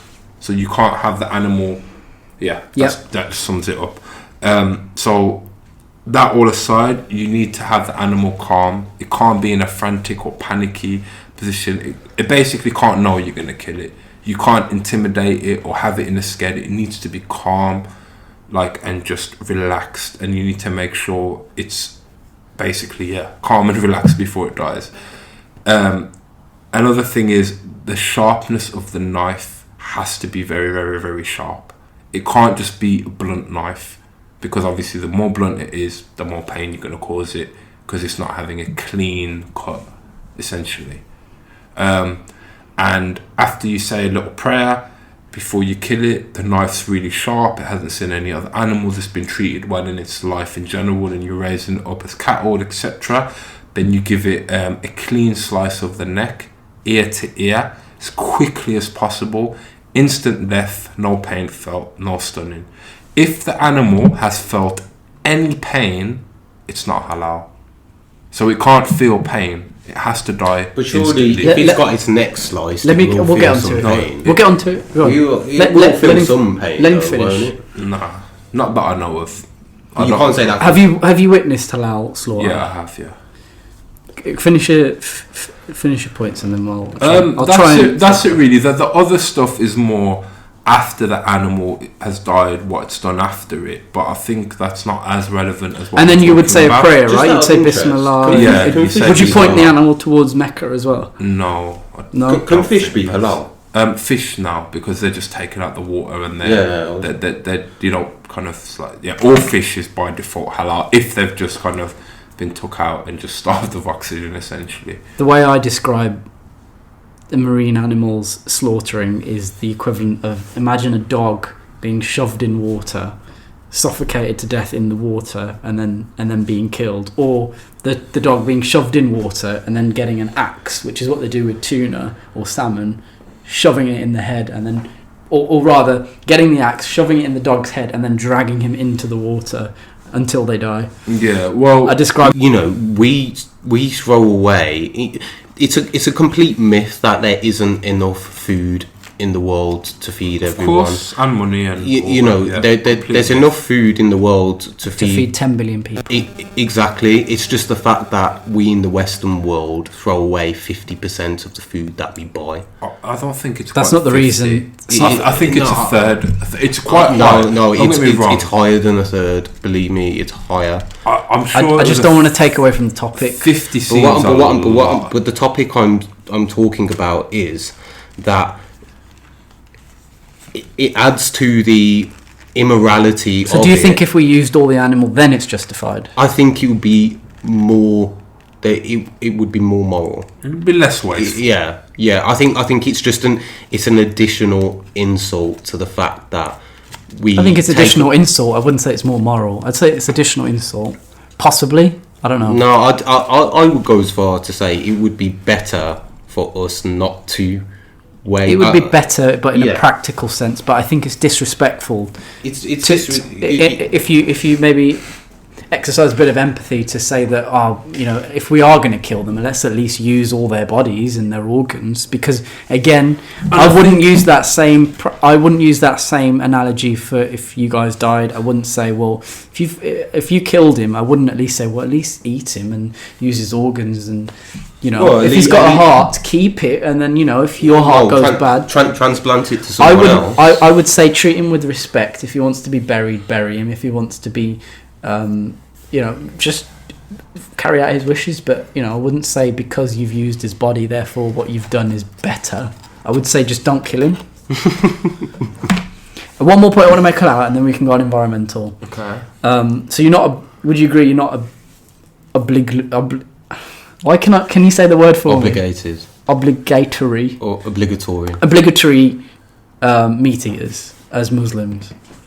And would you no, agree I that think halal meat, in its essence, isn't carried out? So- Because you need to be pragmatic. Because Alright, I'll be as a theory, completely it's honest. fine. But Okay. what's the meat that you eat? Okay, so as the Sunnah, which is a practice of how the Prophet, who kind of we base our religion off, there would be months where he would not eat meat, and he would just live off, fruit, dates, water, just kind of, a largely vegetarian, vegan, whatever you want to call it, diet.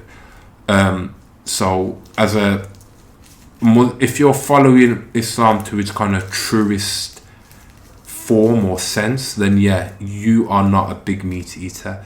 You eat meat not as often as Muslims do these days. I think these days you have this huge kind of misunderstanding of what it's like, because the diet, even just eating in general, you're only meant to eat to fill up a third of your belly with food, a third with water, and you leave a third empty just so you've got air to circulate and digest. It's a very minimalistic kind of view of how But that's to a feed your different body. point to the yeah, meat it thing. is, but it's Just in on terms that, of well, I'll let you resume. Yeah. I just saw something really, really interesting. I was scrolling through Twitter, as I do sometimes. The concept of 3 meals per day is wrong.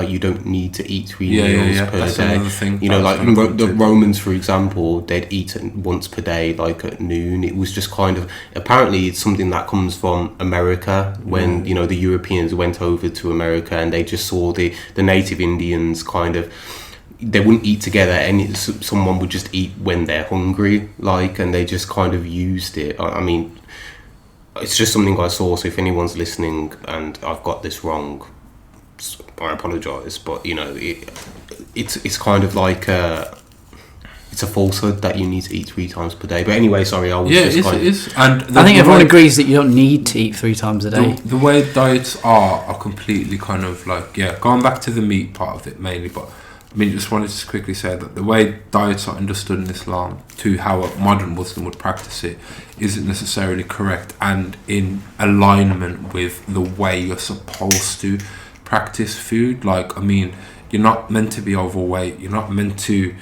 have excessive food, you're not meant to waste food.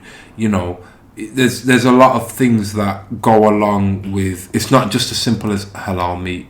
Do you know what I mean? There's a lot of ways to eat and examples that you should follow. But Okay. And even things there's a lot more that goes into it. Eating habits, eat with your right hand. But let's not get into all that stuff. We'll move on in an effort to kind of save time. Environment. That would be one of my additional points. But do you guys want to talk about any of the other reasons before we move on to? I think environment and health is the 2 points that I want to kind of touch on. But health comes into the reasons. So the reasons were, because you were going to ask Jay earlier, natural. So we should do something because it's natural. That was one of the reasds. Oh, we've always done it. I could talk on that. Habit. I described that. No, habit's another one. This is you mentioned earlier that some people say, Sally kind of touched on it, and then you mentioned it about, we've always ate meat and it helped us get to where we are. And it's natural, and lions eat meat. I personally didn't prescribe to that, but I didn't say it in that. I'd say it's a bad. If there's all I'm saying is, if there's anything more you want to talk about, we'll talk about it. So the other one was taste. Anything you want to say about taste? So taste is one of the reasons that you. To me, I already mentioned it. Is literally because of habit. Taste is a bad reason, I'd say. Sensory pleasure, right? For pleasure. Because if you value sensory pleasure as more than an immoral act, then you could use that same logic, for instance, for rape, or if beating someone up gave you sensory pleasure, it would justify the action. So when there's a victim at the end of your action, there needs to be a justifiable reason. Yeah. Sensory pleasure isn't a justification. I think it's a very far stretch to compare meat eating to rape. I'll tell you how I do it. what you're saying, how you do it. what you're saying is just saying the it. taste that you, the flavour No, I and the taste that you get from meat. understand. We did cover this. In all fairness, I'm to not Sali, saying they're the same thing. I'm saying they're in like. fairness to Sali, he did say that taste is one of the reasons, and he said earlier on that if you're just doing it for taste, pure it's taste, it's wrong. I'm saying it shouldn't be a factor, but anyway. Well, all I'm saying is you shouldn't value your taste buds more than the life of an animal, that's all. And if you do, what you're doing is you're saying, I value sensory pleasure. Couldn't use I accept that point. argument for people who are overweight, who are vegetarian or vegan. You value your taste buds more than your own health, your own life. But the difference there is it's consensual. They're making a decision about their own life. Their immoral act is against themselves, not against another person's Could be against right. their children, their family, their father, their mom. You're getting into. It You're could getting affect a lot down of- a rabbit hole that is. No, but I'm just that is a by that nuanced same point. logic. You're making a taste-related decision that has effects on other people. I actually agree that if you have children, you have a moral obligation to maintain a healthy life up until the point that your children are at age to sustain themselves. But I don't want to go on a different topic. That's what I'm concerned about. So anyway, He's good at deflecting, isn't he? I want to keep it on topic. Should have been a lawyer. He should have been a politician, man. Honestly, But it's easy to kind of relate. I understand. It's easy to take the topic another direction. It's natural because it's natural, because of taste, because it's culture. So I'll just touch on it. I don't think culture should dictate morality because I think that the things in culture, like female genital mutilations and other things that people do in culture that I think are wrong. So I don't think culture should be a reason. Yeah, that is wrong. Health, we'll touch on that if you want, because we talked about we were going to do this topic last week and we touched on health, but we didn't talk about it. But we'll talk about that if you want. And then humane slaughter. So is there a humane? If you kill them correctly, then it's fine. Well, we've kind of touched on that as well. Yeah, we've already. We touched on. I think health and environment is what we should. Let's talk about it. Let's talk about that. Okay. So health in terms of, do you mean that living a vegetarian/vegan lifestyle is better for the human longevity? I don't even want to say that because I asked you the question last week and you guys didn't mention it this week, so I'm curious why you didn't mention it. But the question I asked you last week was, why do you eat meat? And then one of you guys mentioned, because it's healthy or whatever, and then I said, do you think you need to? Definitely him. Either one, it doesn't matter. I never said it was healthy. The point is, I then asked you the question. I then asked you the question. Well, do you think you need to eat meat to survive? That's all I asked. And actually, Jay, now you're saying no, but last week you said yes, and Sally, you also said yes. No, I didn't. Jay said you're alive and you're vegetarian. How is that? No. I want to say it. I refute that because No. I know for a fact. That's my logic. I would be dead. Eating. Let me tell you what you said. know, Jay, you said you can't get certain amino acids from plants. Sally, you said you can't get omega-3 Do you know what? from plants. In all fairness, So don't lie to me. But that's we never said you'd be dead. Yeah. We said the question I asked you was, can you live a healthy lifestyle? The specific nutrients, from my understanding of science or chemistry or biology, whatever you want to call it, I've seen and heard and been told. I've always been told by academics, by whatever researchers, whatever you want to call them, that there are certain for my GCSE biology teacher. first class proteins / omega 3 / whatever that are only found in meat and fish. Alright, to answer your question, Can I just clarify, for a lot of this kind of thing, we've said meat, but we've also meant fish as well. But carry on. I would classify fish as an animal and therefore wouldn't eat them. Okay. But to answer your question, you asked me, are you saying if you eat plants, if you don't eat meat, you're more healthy? I put it as one of the reasons. So all I'm saying is when I asked you the question, how do you justify not eating meat? One of the things that came up was health, previously. So one of the reasons you might be cautious to take out animals from your diet is because you feel that it might have a detrimental impact on your health. I'm not saying there are documentaries out there like Game Changers. You've seen Game Changers? You seen Game Changers? No? Oh, it's huge.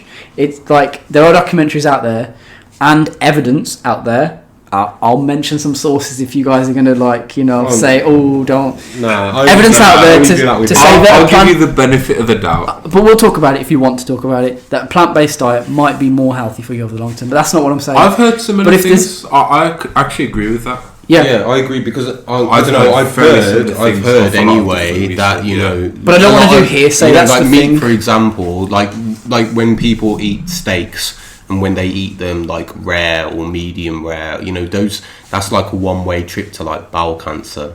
Like it can. So like sushi, the leading, I've heard sushi's really bad. Yeah, so like parasites in your body. Meat doesn't have fibre in it. Like fibre is what you need to regulate a healthy gut. Well, if you ask a paleo dieter that, they might say that you don't need fibre. But anyway, I don't want to argue. I don't want to have hard shits if I'm honest. I don't want to argue for plant-based being a more healthy diet because I don't need to.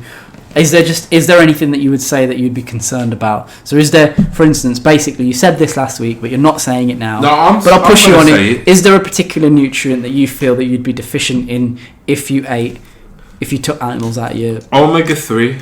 Omega-3s, so basically you can, flax seeds are the best source. So they're a DPA, you convert it to EHA. I know you can get iron from spinach and stuff like that. So the main source of iron in animal products is heme iron. It's actually not very good for you, but if you want iron as a pure source, you can get it from plants.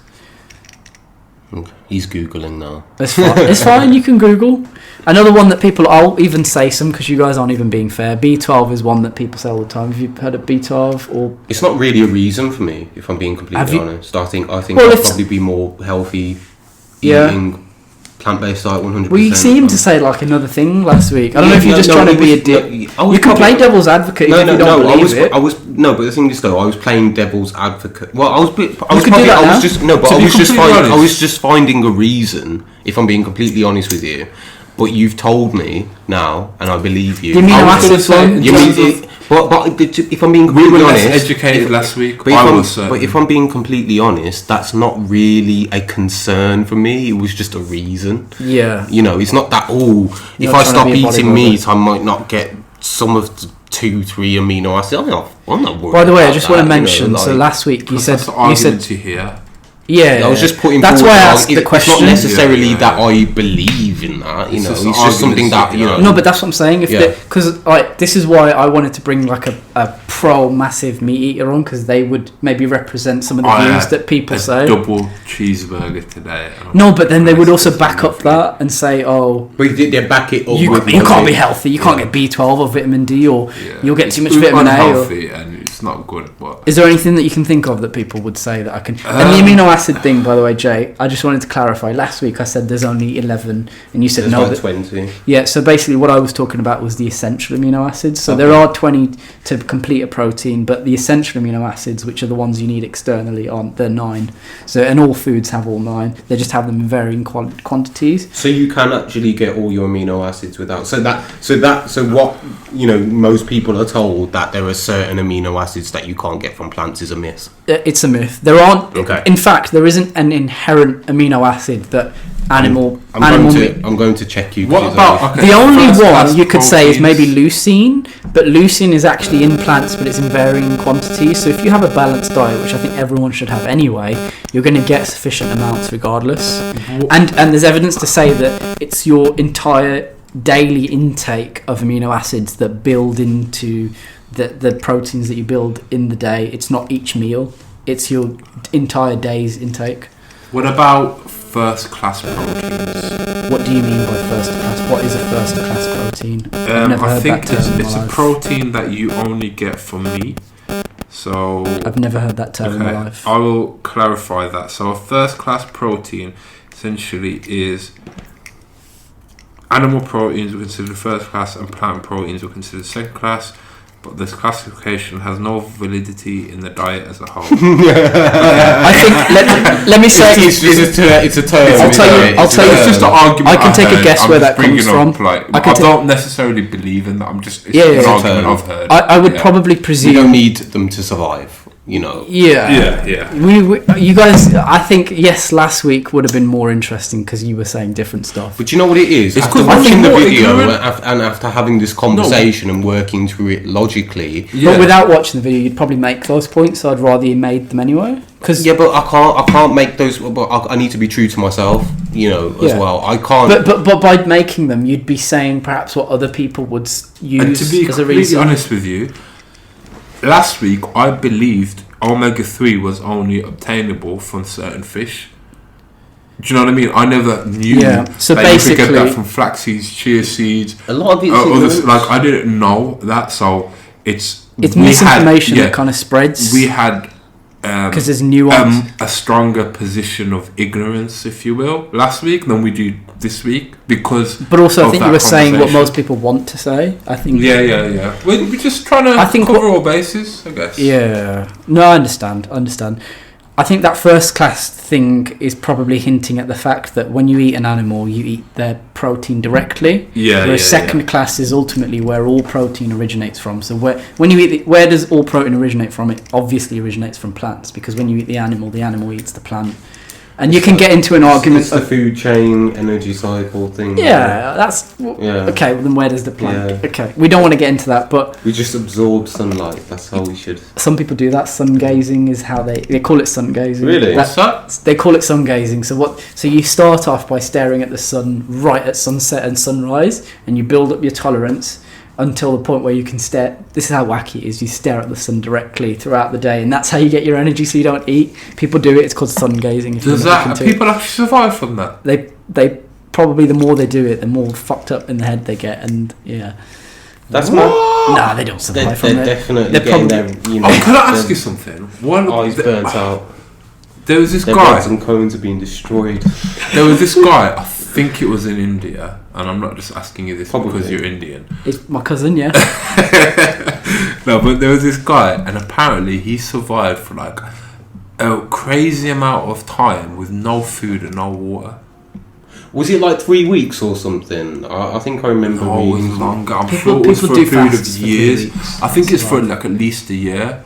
He survived off basically nothing. I'm gonna Google this. I don't know. But anyway, we'll move on from health, yeah? Unless there's anything else. B12 is one that people often say. Do you want to say anything about B12? Because it is. I don't even know that much. I'll about play B12, devil's but advocate. yeah, Then. I think I probably know more simply because I've spent my whole life people telling me I can't get my nutrients. Yeah. So that's why maybe I've spent time researching. Well, what nutrients do people say You can't non-meat get, eaters you can't can- get? yeah, Because I've been extra careful about it. Can I ask you? 74 days. 74. That's mad. Do you actively think about these proteins and vitamins and whatever that you are harder to kind of obtain, in a sense of it's easy to eat meat and get, like, if I wanted omega-3... Basically, you're saying is it more difficult? No, I'm saying, do you personally think, you know what, it's been a few days, I have not had any omega-3, or it's been a few days, I should eat some flax seeds, or I should eat some, to incorporate that I think more everyone should do that. into a balanced diet? Or is that something that kind of you just leave up to, I don't know, parents or just cooking in general, that you just think is just covered in that? Yeah. Or do you ever have like deficiencies where you think it's been a while since I've had omega-3, or I've had this, or I've had that, I need more of that in my diet? Well, there's a difference between having a deficiency and then being careful, right? Because you said deficiencies. Like, for instance, I've had I don't know if you guys have, but Have had full blood works. And the reason I had full blood works was because people constantly told me throughout my life, you can't get the nutrient. People have said to me, I guarantee you're not consuming enough iron, enough B12, enough vitamin D. So I had full blood works. I don't know if you guys have, and everything was in the medium to upper healthy range. Like, there wasn't, B12 was fine, iron was fine, vitamin D was fine, hemoglobin levels were fine.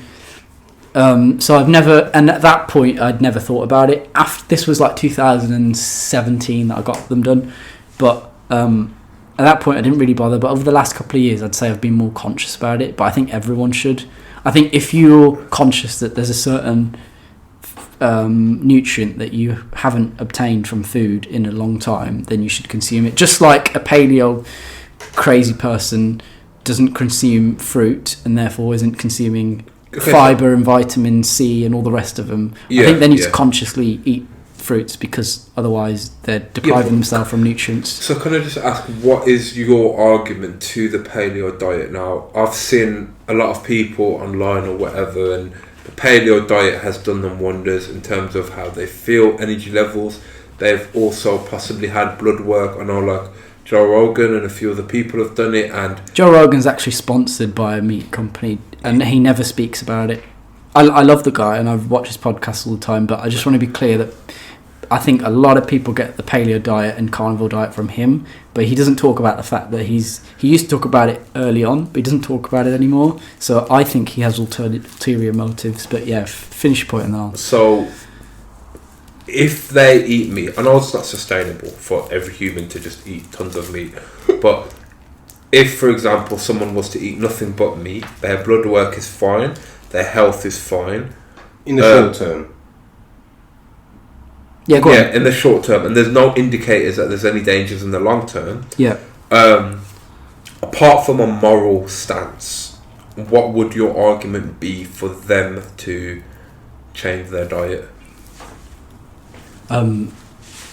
Well, by saying apart from a moral stance, I think my entire argument is based on a moral stance. I think they don't need to eat animals and therefore they shouldn't. And so that's my entire argument. But also, I didn't answer the question on the basis that I didn't try and argue that eating plants and avoiding animals is better for you, because I know you said that a lot of people have ate the paleo diet and feel really good, but I could have equally said a lot of people, like for instance, I don't remember his name, so forgive me, but if you googled reverse diabetes, he's probably the first person that will come up. But there are a lot of people who have reversed diabetes by eating a plant-based diet, but it's anecdotal. A lot of people have took meat out of their diet and felt really good, but I didn't say it because it's anecdotal. People have different experiences. Yeah, I don't bother with how one particular or a group of people felt. If that's their experience, then great, cool. I have a moral issue with what they said, and also in terms of health, if I had to make like an objective opinion on their diet for themselves, I'd say their blood works probably aren't an accurate representation of where their real health is, because the leading killer in humans is heart disease. It's like 60% of all deaths are heart disease, and the leading cause for heart disease is saturated fat, cholesterol, and the vast majority of that comes from animal meat. And also dairy, and I consume dairy, so you know some of my family have had heart disease and cholesterol, and I think dairy is a big contributor. So like certain types of cancer, cholesterol, dementia, osteoporosis, all of these diseases are primarily correlated with an increased intake in animal meat, animal proteins. So I'd probably say, you know, maybe be careful about the long-term impact on your heart and on your health. Okay. What about but I'm not arguing that it's better. I'm just, you know, because I wouldn't bother. It's no point. What about the smaller things? Are you conscious of, like, for example, Haribos have, what's that? Gelatin. Gelatin, yeah. Then you've got, like, chewing gums have that whale fat thing in them or whatever. Yeah. And... yeah, so I'm not a great example, and to be fair, like I know we're talking about veganism now, but I've only started to think about veganism like 3 months ago. Okay. And like I started off by watching like a Peter Singer speech, and then I started watching some videos of some activists, and I've lived my entire life thinking I'm at a higher moral level because I don't eat meat, but then I realised how, and also eggs, because eggs industry is fucked, but I didn't actually realise how fucked up the dairy industry is. It's actually really fucked up. Like, so you saw them artificially inseminate the cows, so people say it's natural. That isn't natural. No. First of all, they have to get the semen from the bull, so they put, what vegans call it is a rape rack, so they put them in this rack, and they shove this electrocuted thing up their rectum. They set it off, and then they put a thing to catch the sperm, and then they get the sperm, they shove a big pipe up the cow's rectum, and then they get this big tongue thing and shove it in there to artificially inseminate them. We also, to background that, selectively breed, so if certain cows are weak or they come from a certain breed that we think aren't that special, we kill them off. So basically we're playing God. because we're selectively breeding to pick the best species. Then we're artificially inseminating them, so we're creating... And cows have to be pregnant to produce milk. Yeah, and a lot of people don't realise that. Yeah, they have to be pregnant all their life. So then the next step is their calves are born. If it's a male calf, all calves are taken from the cow on the very first day, and there's lots of videos out there where cows will cry for days because their calves are taken from them on the very first day, and that's just the way it has to be. If it's a male, they're shot in the head straight away, or they're grown up for a little bit longer and then killed and sold for veal. If it's a female cow, then they'll follow the same process that the female. If it's a female calf, they'll follow the same process that the female cow will, which is they will then be pregnant, so they'll produce milk. They'll keep taking the milk from them for as long as they can. As soon as she stops producing milk, they will then go through the whole process again, so she lives her entire life pregnant up until the point she can no longer produce milk, at which point she will instantly be killed and then sold for beef. So I know all this, so I'm not like taking moral high ground because I know all this stuff, and I haven't consumed any today, but this week I've consumed dairy. So I'm not saying I'm better than anyone. So and there are eggs, for instance. I don't consume a raw egg, but it's because it's more obvious. But when it's in a product, I'll eat it because I'm not conscious of it and I'm thinking about it. So it's the same thing. It's the same that we was going. That's why I say I understand. It's the same thing. So like I'm now consciously making more effort, and like whenever like I want to drink a glass of milk or whatever, I think, okay, so I can drink the milk, and I'll think about this in my head recently. So I've started to buy oat milk, almond milk, soy milk, coconut milk, cashew milk, hazelnut milk. There's another one. Like I've bought all of them. So like now I just make a conscious decision. But I'm not perfect, so I look at stuff. But now, more recently, I have. But in the past, I haven't. But I get it. Like, I'm not trying to make a moral high ground. Like, you know, that's a good point. It can be difficult. You know, this conversation is definitely. If it was easy, everyone would do it. Educated me in terms of meat, and I you look at it differently. And at least if we like, I personally, I can't guarantee that I'll never eat meat again. But what I can guarantee is at least. It's boring. You eat it with a lot of guilt.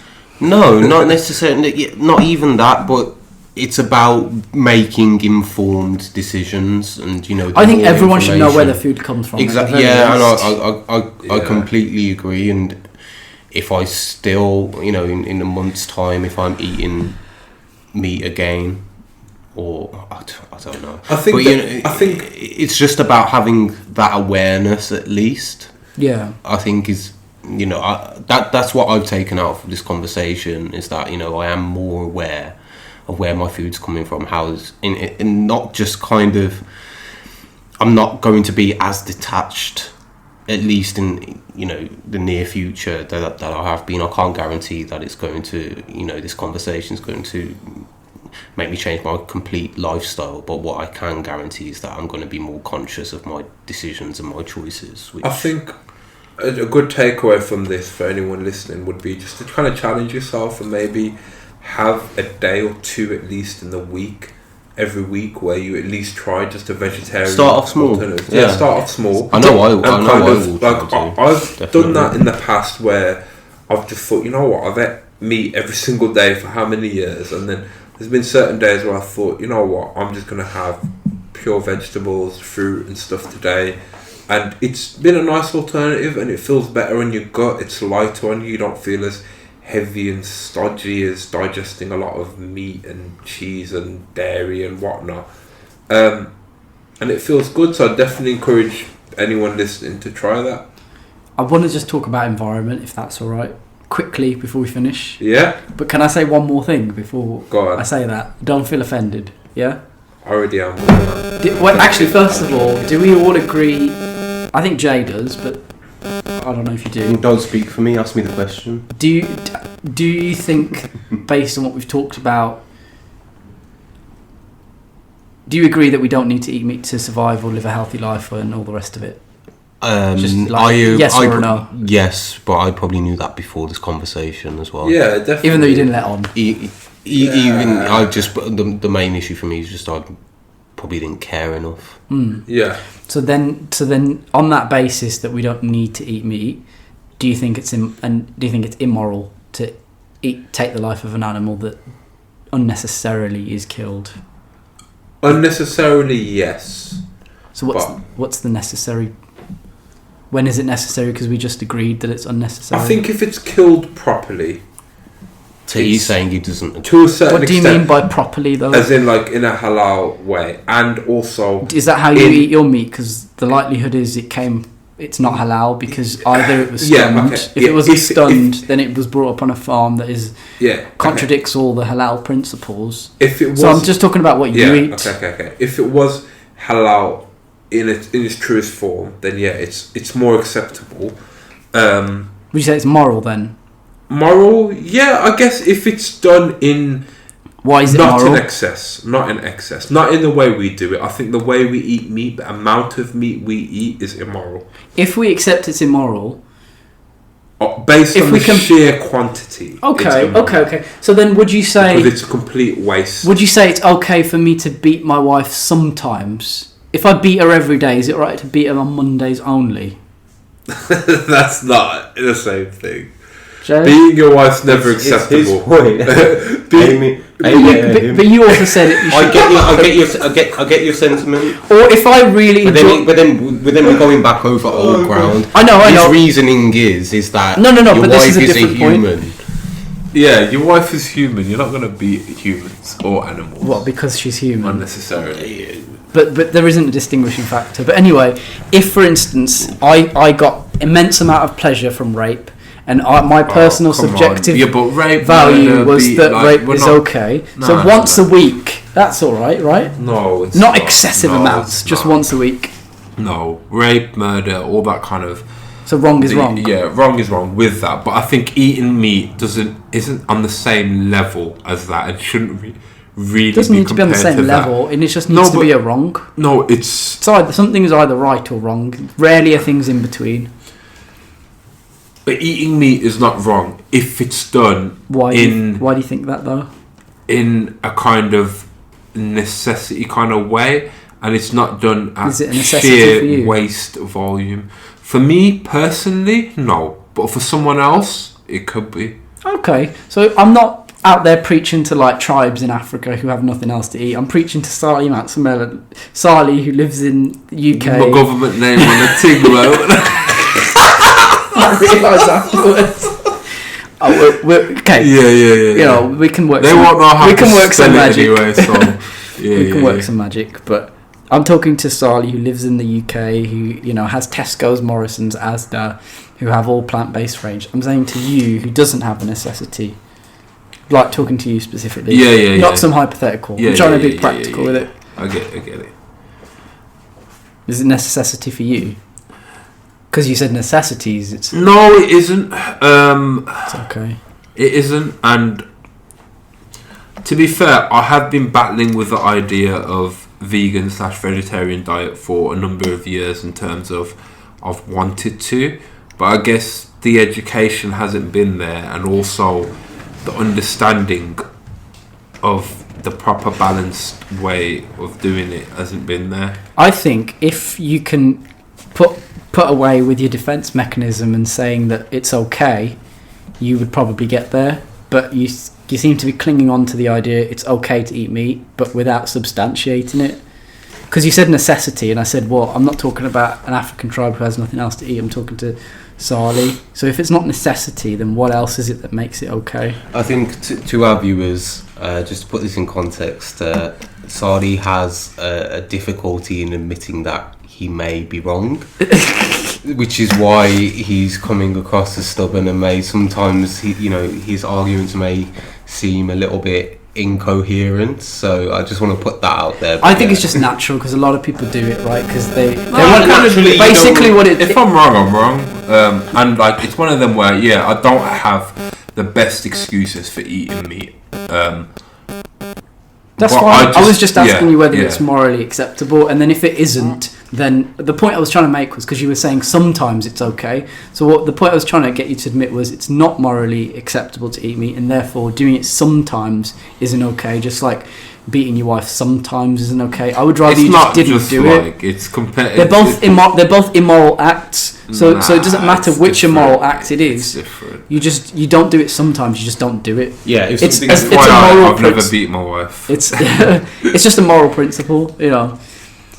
Like if you think that killing an animal is wrong, He's struggling, man. he went right after the wife beating He thing. won't admit it. He won't admit. But No, I do get that. Yeah, okay. It's immoral to eat meat, knowing that it may not be halal, and two, that we don't have to. We have other options. I guess it would be a better decision, like in terms of impact and environment and whatnot, to not do that and just live a purely vegetarian/vegan diet.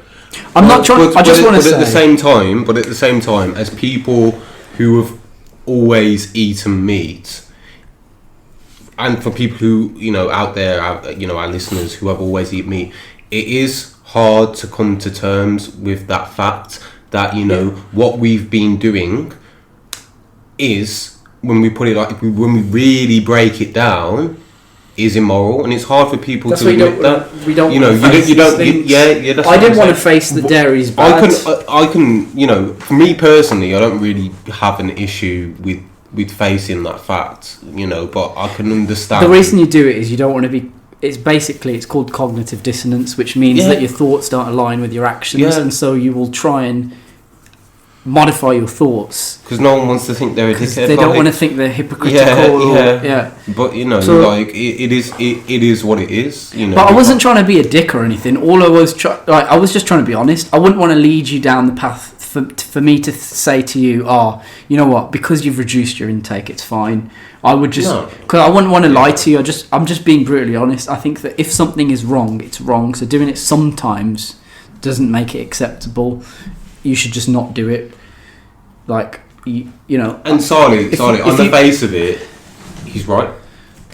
I don't want you to take offence. I'm not offended. Don't worry. But I think it's just one of them where diets is very complicated to change when you've been used to eating you've had the same lifestyle for decades. It's almost impossible, if not very, very, very, very, very difficult, to completely change your intake and consumption of something.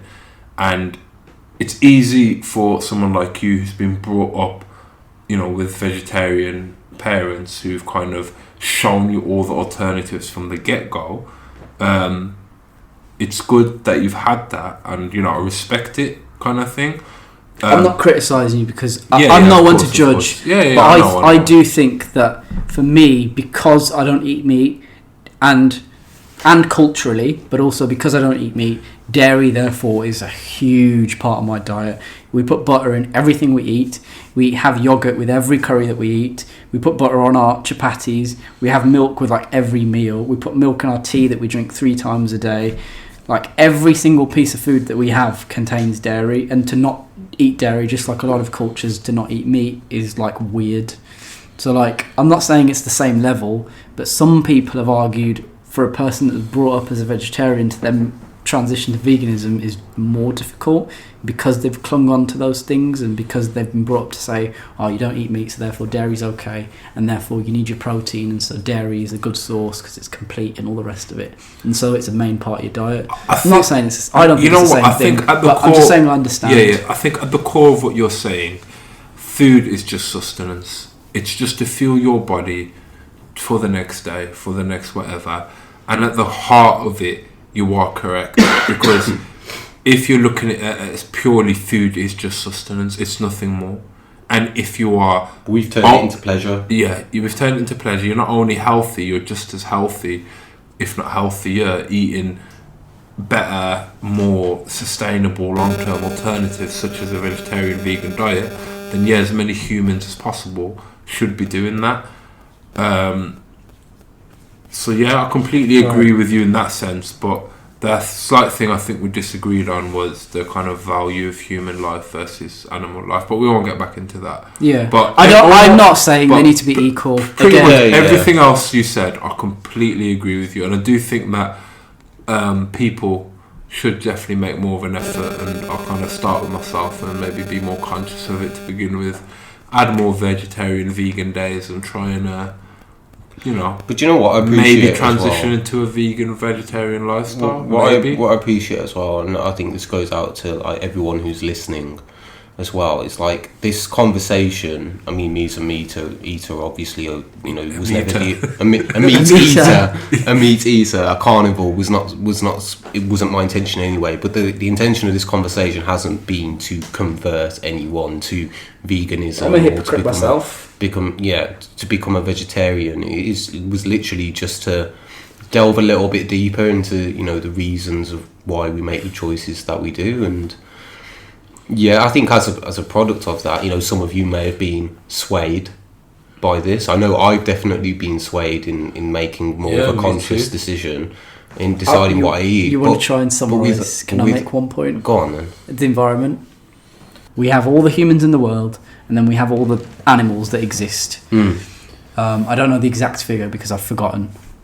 But basically, the point I'm trying to make is all the crops that we produce now, we produce the crops, and primarily it's either some grain or mostly it's soy.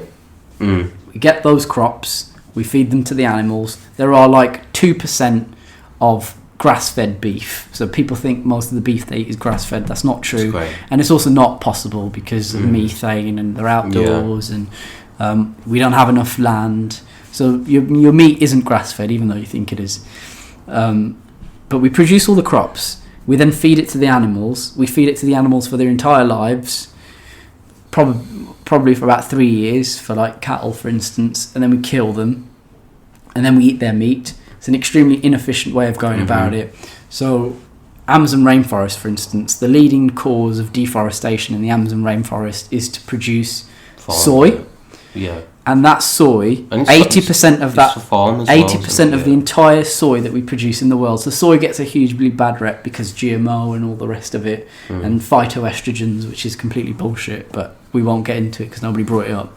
But 80% of the entire soy that we produce in the entire world is fed to cattle. So all we have to do is gradually stop breeding the animals into existence, use that land area that we have for crops to feed to people, and we have more than enough food to feed all hungry bellies in the entire world. And the thing that makes it even more fucked up is the place that we get the grain and crops to feed to the animals, we get them from developing nations. So, for instance, Brazil and Africa, some of the grains. So what effectively we're doing is we're taking consumable food from developing countries with starving people, feeding it to our animals, and then eating the animals. So not only is it unethical in that aspect, but also environmentally completely unsustainable because we have enough food to feed everyone 4 times over, but we just feed it to animals instead and let them grow and then eat them. So I don't know. That's the point. It's pretty fucked up. Yeah, it is. You had a comment or whatever. It's pretty fucked up. I mean, yeah, I get. I think most people kind of know, but like, the figures put it in proportion. It just makes sense, doesn't it? I mean,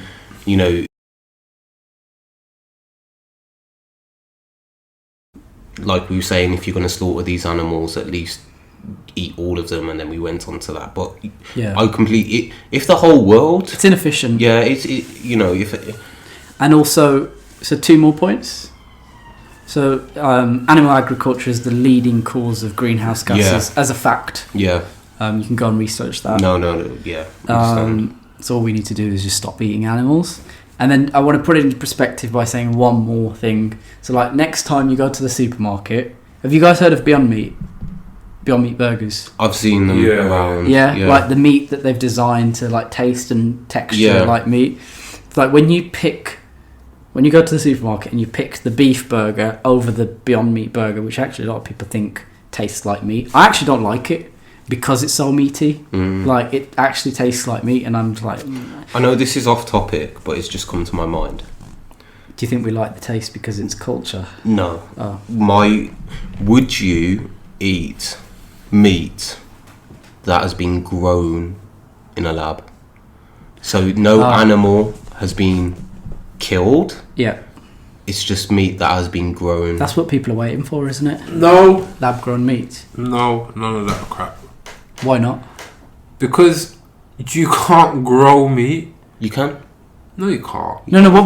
What would be your reservation against it? No. They've done it with like. They've done it, and they're doing it more and more. They've done it. They take the proteins. Yeah, exactly. Yeah. You're basically playing God there. You're taking. But aren't you playing God by selectively breeding? Yeah, but I don't agree. But what's your reservation against it? What's your problem with it? All the meat because it's you're essentially extracting DNA or whatever, replicating it. Yeah.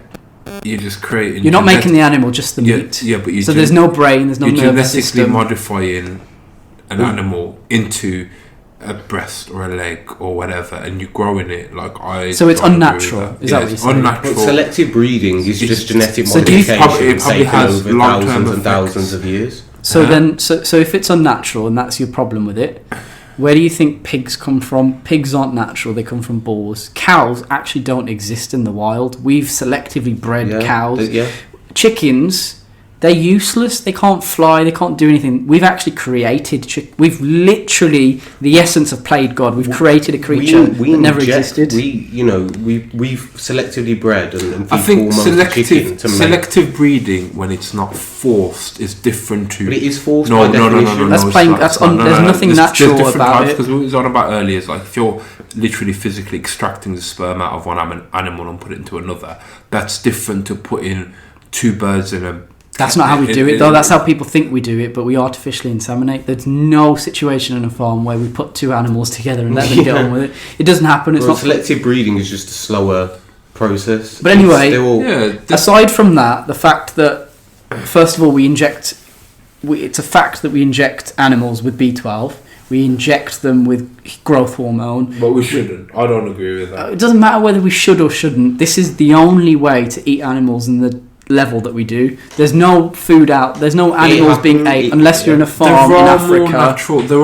There are very few places that do. Is that where you get your meat? No. When you go to KFC, no. Is that where you eat? I don't really eat at KFC, but yeah. Yeah, I know you don't, but it doesn't matter about what happens in one section of the world.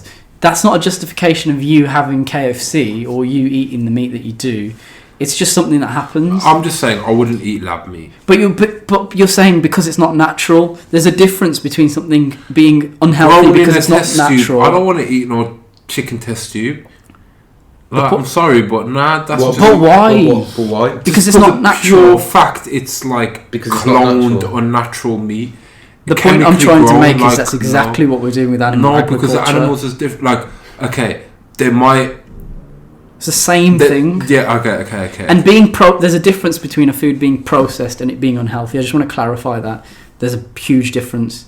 Animal agriculture is processed, the way that we inject them with hormones and then kill an animal that's suffering and has adrenaline rushing through them. Like 80 years ago, they're like skin and bone. Like you go get a chicken from a shop now. Yeah, they fatten breasts. Them up and But that's all being done through hormones. That's from selective breeding. The counter argument to that is it's the same with fruit and vegetables, though. Yeah, I'm not advocating for an unhealthy. It is like a tomato 50, 60 years ago had like 10 times more nutrients than a tomato does nowadays. And that's just like a fact. Like I don't know if it's a fact. No.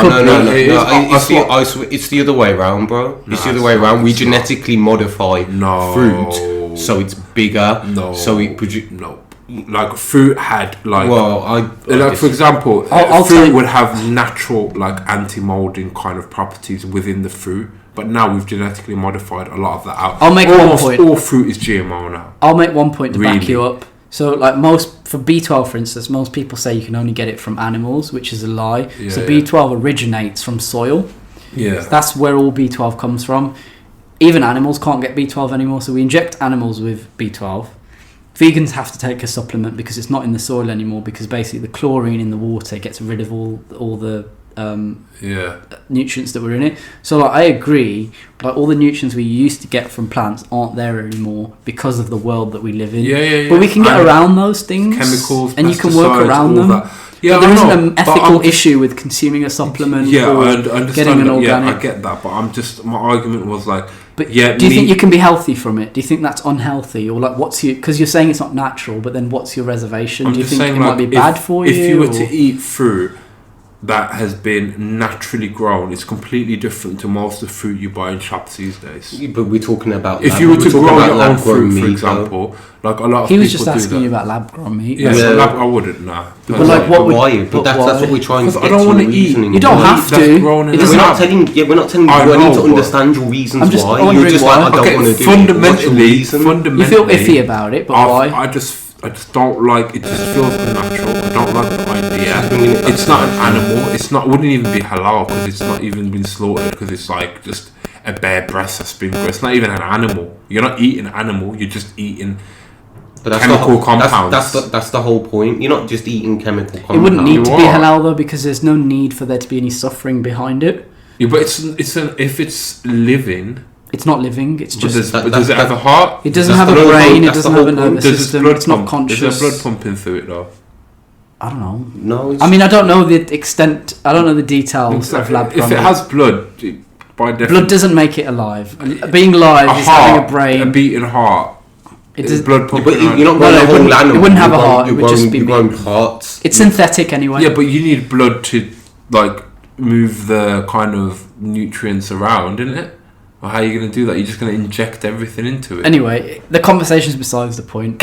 I wouldn't personally. I would. I know you wouldn't. But actually, I just want to say why though, because I don't like the taste. I've never really. The truth is, I've never really ate meat. Maybe once or twice on accident. But I've also. So the closest is the 1 or 2 times I had it on accident, and also the mock meats that I've had that are supposedly there's no difference, and I'm disgusted by it. And so I'm also wondering whether or not it's just a theory, but whether or not even the taste of meat is cultural.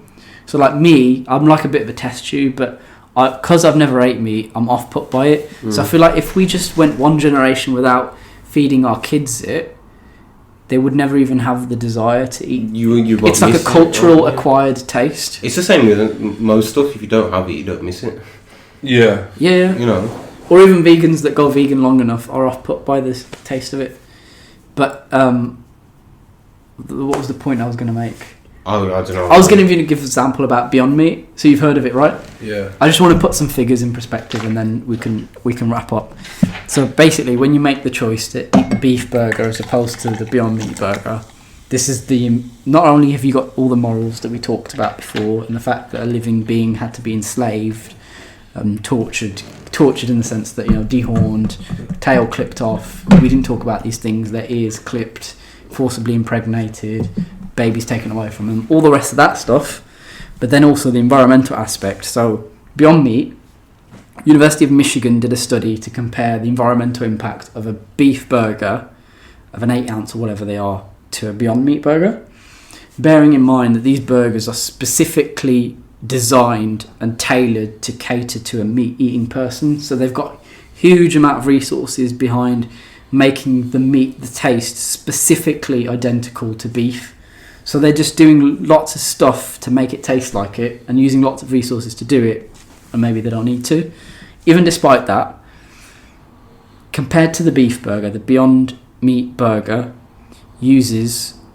How much less energy would you say you think it uses? 80%. 80%. 99%. Are you looking down at my phone? No, I just said it's actually half. Let's not get carried away. If it was like 80%, we would just solve all the world's problems overnight. So it uses half the energy. 90% fewer emissions are emitted in the making of the burger. Yeah? Yeah. 93% less land is used. And the biggest one is 99% less water is used. That's crazy. That seems really efficient. I'm not saying we can change the world by eating plants as opposed to animals, but maybe we can. Can I just ask, just as a closing question, long term, do you personally think that the world is going to come to its senses and change the way we eat for longevity in terms of sustainability and health, and maybe have a change of heart towards animals and fish? Or do you think consumerism, capitalism has gone too far and we're past the point of no return, or the elastic limit, if you want to call it that? Well, I think the first answer to that would be, when are you going to make that change? Because then you need to make that change before the rest of the world does. It doesn't matter. Whatever. I'm not talking about myself though. I'm on about, hypothetically, the world as a whole. Do you think it's achievable, or do you think it's kind of nice in theory but really won't be practical? Because I know plenty of vegetarians and vegans and whatnot, you know what I mean? And I have even done, vegan, vegetarian diets for a week here, a few days there, whatever, and I will have little impact on the world as a whole. But what do you think will be the deciding factor that might motivate a cultural shift that will cause this change? Or do you think you're fighting a losing battle? I think it's too far gone, personally. I think, to be honest, I don't think humans will be around long enough to make that change. It's just my own personal opinion. Like, I don't think it will ever happen. Okay, good. What about you? But it'd be interesting to actually see what proportion of the population does not eat meat already, because we're just under 2% worldwide at the moment. Really? There are different figures, and some of them aren't accurate. There's figures as high as 7% in the UK, but that I don't agree with that. But there's figures as low as 1.3. Yeah. I think overall it's just under 2%. Given that, then I don't think it's ever going to happen, personally. Okay. Does that include like different diets? Because like there's pescatarian. I think we're diets, talking about strict vegans, but I don't know how accurate these figures are. There's so many different. Because people change as well, and all there's sorts. people who obviously only occasionally ever eat meat, and it's more like what percentage of the world eats at a sustainable level or rate, rather than who is purely vegan or veg or whatever. I think is a better question to frame. But yeah, go on. That'd be a good figure to find. But yeah, do you think... I'm curious why you're asking the question in the first place as well, because I don't worry about what other people do, because I have, as humans, because you think, maybe we have there's a difference between humans and animals. I think as humans we have moral agency, so we have our own subjective experience of what morality is. And so, to me, it doesn't matter what other people do. I wanted to have the convo because I thought it was interesting and I thought I'd think about it, but I don't worry too much about what you guys do, because if I internalise my belief that we don't need to kill animals to survive and therefore it's immoral to do it, that's like a fundamental belief that I have. And so, it doesn't matter how much other people do it, or it doesn't matter how good the meat tastes or any other external factor. As a moral principle, I will not eat a dead animal. So to me, it doesn't matter what other people do. Just like I wouldn't worry about how many people rape women, and if it's something that people do, I can do it sometimes. I get or beat my wife, or as a moral principle, I just don't do it, and so I don't worry. I don't know if it's going to happen. It's what I've internalized. Do you think, ideally? I just want to know why you're asking. Okay, ideally, because, are you saying I can't have any impact? Because it's not really about you having an impact. It's about you following. That's not why I'm asking. My question is framed of, I love the planet. I'm sure you do as well. I think same. I think what you've said is the reasonable thing to do for almost everybody. So my question is, are you just asking for a prediction? Yeah. Do you think I don't know what will happen. Do you think it's achievable? Because I personally think, a vast reduction in meat would be not only beneficial for our health but the earth. And I think if people could see that, then maybe there's a chance. But I'm not asking you to kind of undermine you and say you'll have no impact, because you could, and you are already, and you've had impact. From before this conversation, just through me knowing you've had impact on my views on me anyway, And I've tried vegetarian diets primarily based on things we've talked about in the past. So But I you're know also you that have an type of impact. person, because I've got friends who have had no impact, whereas you've been, for all the time that I've known you, maybe other than high school, been very understanding. And like, you know, if there's a He was a barbecue or dick bring in food. secondary school. Mate, I remember the one time he's like, you can't get all your protein from a vegetarian. You've said that to me the once. But anyway, like for the most part, like you've been like way more understanding than most of my other friends have. Yeah. So I think, you know, a lot of it is about people. You know, there are different types of people in the world, and you're not going to be able to convince everyone. But I think if you can convince enough people, then Yeah, you that's can, my question. then you can make a societal change. And then, you know, I don't think that we need to ban eating meat, because I think I would rather just convince people that it's wrong and then make their own moral decisions. I think that would be impossible to kind of put a strict ban, but I think If you convince enough of society, you can get to that point. And also, I would say that if we get to a population growth where it's impossible, then we're automatically going to get there anyway. And I think that where the world is going is we're going to have to start to pay for the impact that we're having on the environment. So like carbon tax, for instance, you can't just do something because you can just do it. You're going to have to start paying for the impact that you have on the world, and therefore, at the very least, like for instance, the only reason meat's so cheap, I don't know if you guys know this, is because farmers get subsidies all across the world. Yeah.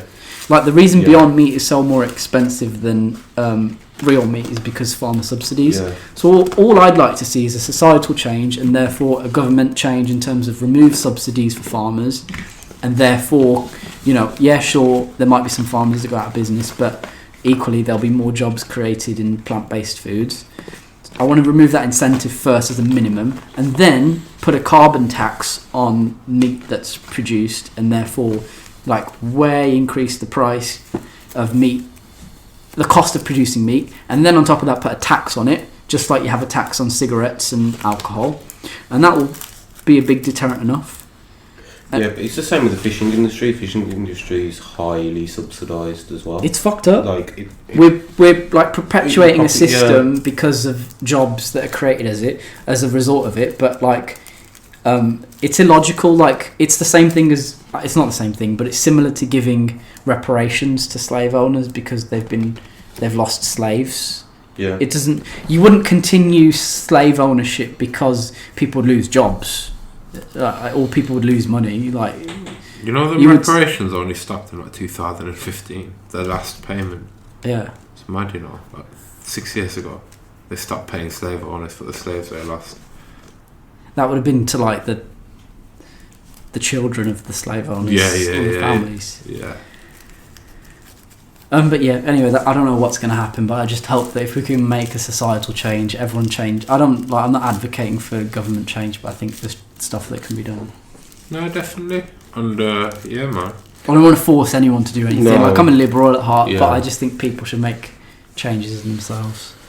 Yeah, well, I mean, I think, like, just going back to, you know, what I was saying before, you know, the primary objective for this discussion was not to convert anyone to veganism or even to vegetarianism. It was just to, you know, bring a little bit more, you know, Spread awareness yeah. of the topic. And I know I can't speak for you, Sally, but I know certainly for myself, I would definitely be more aware in my kind of like food choices that I'm making in the future, even if it is just in the short term. But, you know, let us guys, let us know what you think. You know, I would just end by saying, Yeah. if you're in... So they say that it takes 21 days to develop a habit. yeah, So there's a challenge called Challenge 22. I think it's challenge22.com. Basically, you take a vegan challenge. I only just read about this like off of Activist. So what they do is you sign up on it. It's completely free, and it's like a Facebook group, and you'll be assigned a mentor who you can approach for any questions. So it's like, I really love cheese on my pizza. How do I get the vegan equivalent? And they'll like give you all the answers. So if anyone wants to do it, like Challenge 22. If you're up for the challenge. And also 2 documentaries, Land of Hope and Glory and Dominion. I haven't watched them because I'm too scared, but if you do eat meat, I'm going to watch them because I consume dairy, but if you eat meat, then you should know where it comes from. So at the very least you should watch it just to know where your food comes from, even if you're not bothered. And guys, send in, your thoughts on this episode to foundation@gmail.com. If you think, we've chatted complete bullshit, let us know. As Gurj usually says, send us your hate mail. But also, if you think that, perhaps we got some things incorrect, or if there's stuff you agree with, disagree with, just let us know your thoughts. We want to make this as inclusive as possible, and we really value, your contributions to our discussion. So please do send them in.